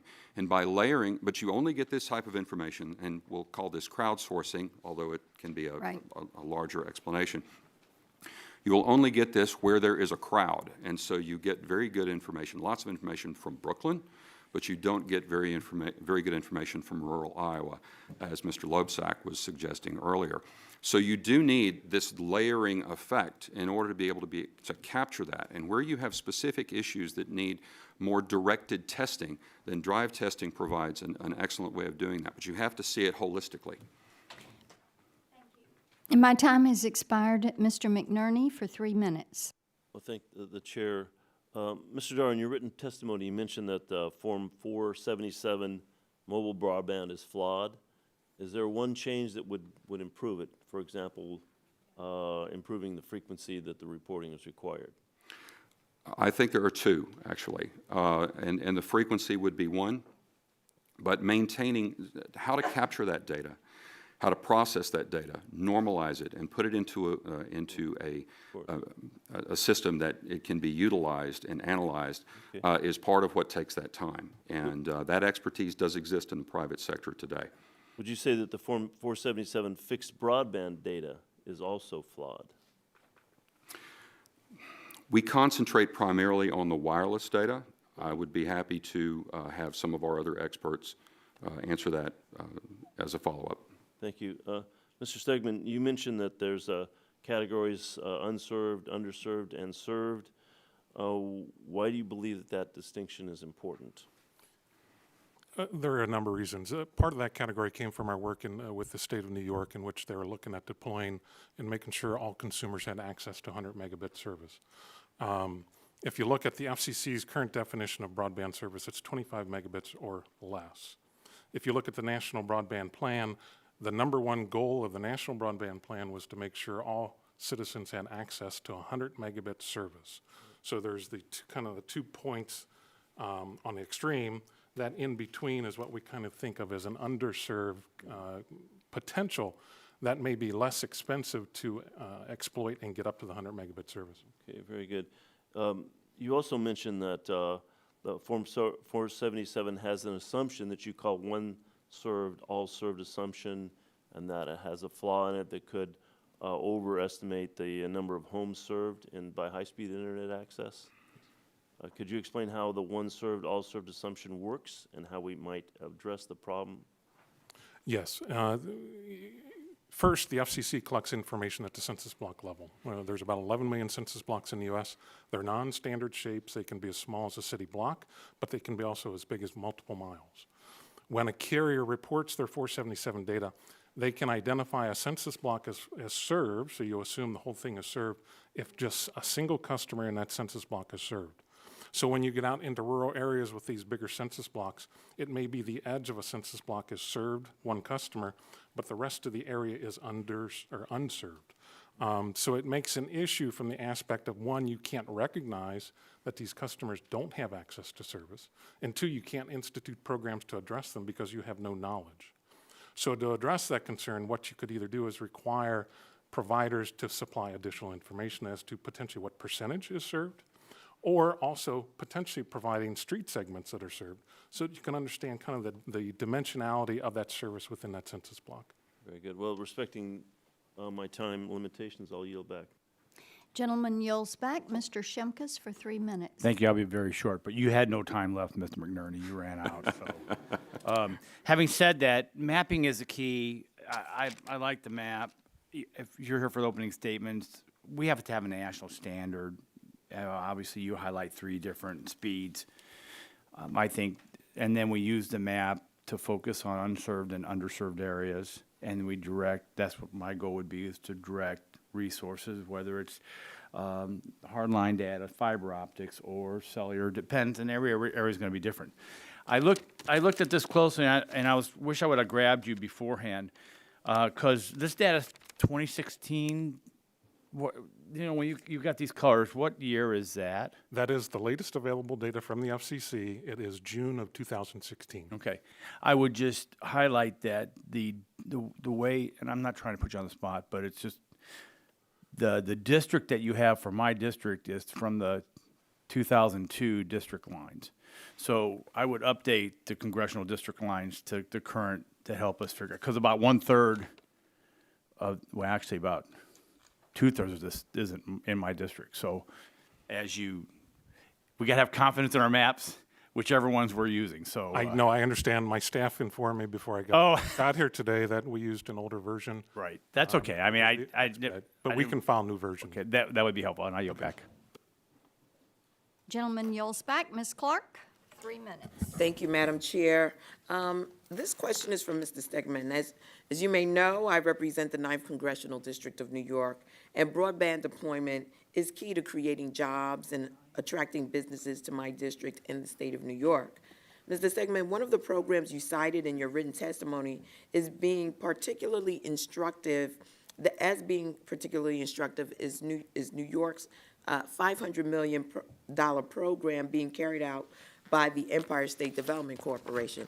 Can you explain what, in your view, makes that program so innovative and successful? And are there lessons that we can learn from the New York program that could be applied at the federal level? Yes, I'd be happy to. It's been an honor for me to work on the program. It's a innovative approach in which federal or state funds have been identified to help build out unserved areas.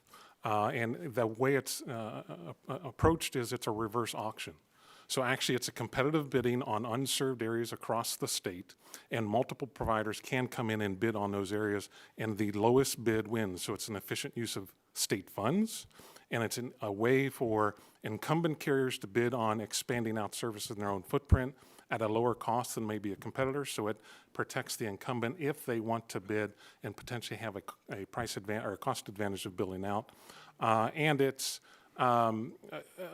statewide in that it's addressing the issue. So it's one of the few states that I've seen that has made a vast expansion of broadband deployment. As I said, by 2018, there'll be well above 98% of customers or homes in New York that will have access to 100 megabits or more. So it's a pretty expansive program. And that cuts across the rural, Across the full state. Yes. All right, Mr. Johnson, 3 minutes. Thank you, Madam Chairman. I'm gonna continue to beat a little dead horse to death here a little Okay. bit. In Appalachia, let me just give you some statistics to kind of set the stage for my question. Broadband coverage 25 megabits or megabits per second or more. In my district, 60.5%. That is 34% below the U.S. median district, and over 5 percentage points less than geographically similar districts. Looking at high-tech sector workers, half of the U.S. median district, almost half of economically similar districts. And there's no wonder, because we don't have access out there, and it's really hard. So one of the problems we've got is data collection. Mr. Dar, we've got limited funding to do this kind of work. Data accuracy is so critical. Today there are parts of my district, for example, that barely register on GPS. God knows I've tried to travel it and get to places. Can you talk about the unique challenges of data collection in rural America and why Form 477 data is inadequate to collect this information? Well, certainly. Thank you for the question. Form 477 data is collected from the operator's predicted RF patterns. And this has been the accepted way of doing things all along. But ultimately, but in the early days, all we were worried about was voice. Can you make a phone call or not? And now what we're worried about is, as much as voice, if not more, is data. What's an acceptable signal out on the edges of the network to, say, push through a text message or notify someone that they have an email is very different from being able to download a video. Mm-hmm. It's very different indeed. It takes a great deal more throughput to do that. And so when the operators define an area as being covered, and you go out there and find that it's not covered to your satisfaction, it doesn't mean that they're not telling you the truth, but it does mean that you can't necessarily do what you want to do with the service. Being able to better define what areas have a certain level of service, I think, is extraordinarily important in determining ultimately that. And we think being able to capture that information from devices in the field is the only affordable way to be able to reach all of the country. Yeah. Okay. Madam Chairman, I will yield back. Mr. Flores, 3 minutes. Thank you, Madam Chair, and I appreciate this discussion. Mr. Stegman, Mr. Dar, how long do you think it would take to compile a comprehensive map, an accurate map of broadband coverage, given that the data has already been collected and given the capabilities of companies such as yours? Let me go a different direction first. Before you do that, it seems to me like you've talked about one of the challenges of creating accurate maps, and you point out the lack of standards related to what constitutes coverage. What's the right standard to use? Because I think that's how we get to our map question. Yeah, really. that was primarily addressed at the mobility coverage. So when mobility providers provide their coverage, as Mr. Dar talked about, they provide potentially what their either A, marketing maps look like, or B, they're just projected of what that coverage is. There is no standards on decibel loss, on the quality of the signal. There is no stated standard on what the minimum megabits are in that coverage. It's basically, please provide us a map of your 4G coverage. Okay. And that's what you get. Okay. But in order to get to the right standard, what should we do to develop that standard? Defining, and I would leave the ultimate number up to RF engineers. Okay. But Neg 85 was mentioned earlier, I will say that. Okay. Is a good way of putting everybody on more of a level playing field. But seeing where that extended coverage is also important as well. It should not be dismissed. Okay. But it should be recognized that in order to have a specific minimum anticipated quality of service, that a standard should be put in place. Good. So assuming that we get the standard in place, how long do you think it would take to create the map based on your capabilities, the data we have to describe those areas that are to describe the quality of our broadband coverage nationwide? The majority of operators have this data internally. They use it for their own planning purposes, for their own technical support requirements. So a lot of this data is already there. It may need to be reconfigured a bit to specifically meet the needs of the requirements at hand, but it could be done, I think, in a relatively short period of time. Again, that's the predicted coverage. When you're talking about taking measurements out in the field, planning and executing drive testing for areas of specific interest is going to take some time, and I would leave that question up to Mr. Stegman. As far as collecting information from devices, you could, by encouraging the public to share information about what's happening on their device and getting a better idea of what the actual consumer and device experience is, can give you a large trending information set. We have gone past by time. Mr. Stegman, if you get a chance, can you supplementally answer that question to the committee? Yes. I mean, after this, I've run it past my time. Thank you, Madam Chair. I thank the gentleman. As you all can see, this is an issue that our members care about tremendously. And I would ask that you remain open to answer questions by writing. And Mr. Stegman, you just had the one from Mr. Flores. As we complete our record on this today, this does conclude our Q&A portion. And before we conclude, I do ask unanimous consent to enter the following letters into the record: a letter from the Satellite Industry Association, a letter from Rocket Fiber, from American Cable Association, a letter from the CTIA, and a letter from CenturyLink. Without objection, that letter will be entered into the record. And pursuant to committee rules, I remind members that they have 10 business days to submit additional questions for the record, and I ask that witnesses submit their responses within 10 business days of receipt of those questions. Seeing no further business before the committee today, without objection, the subcommittee is adjourned.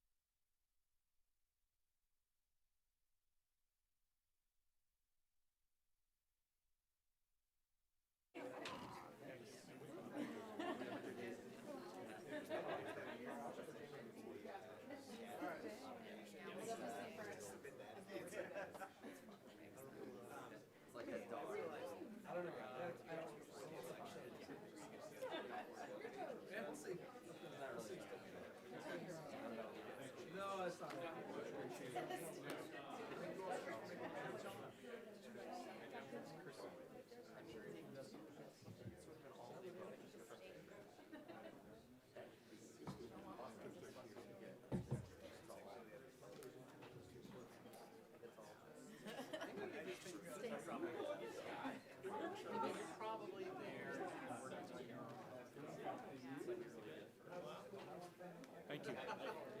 Appreciate it. Yep, thought it went well. I'm sure you had a week to put this thing together. First time we've done it, I went well. And we'll talk about things we want to follow up or clean up. Yeah, I need to, I was on my list of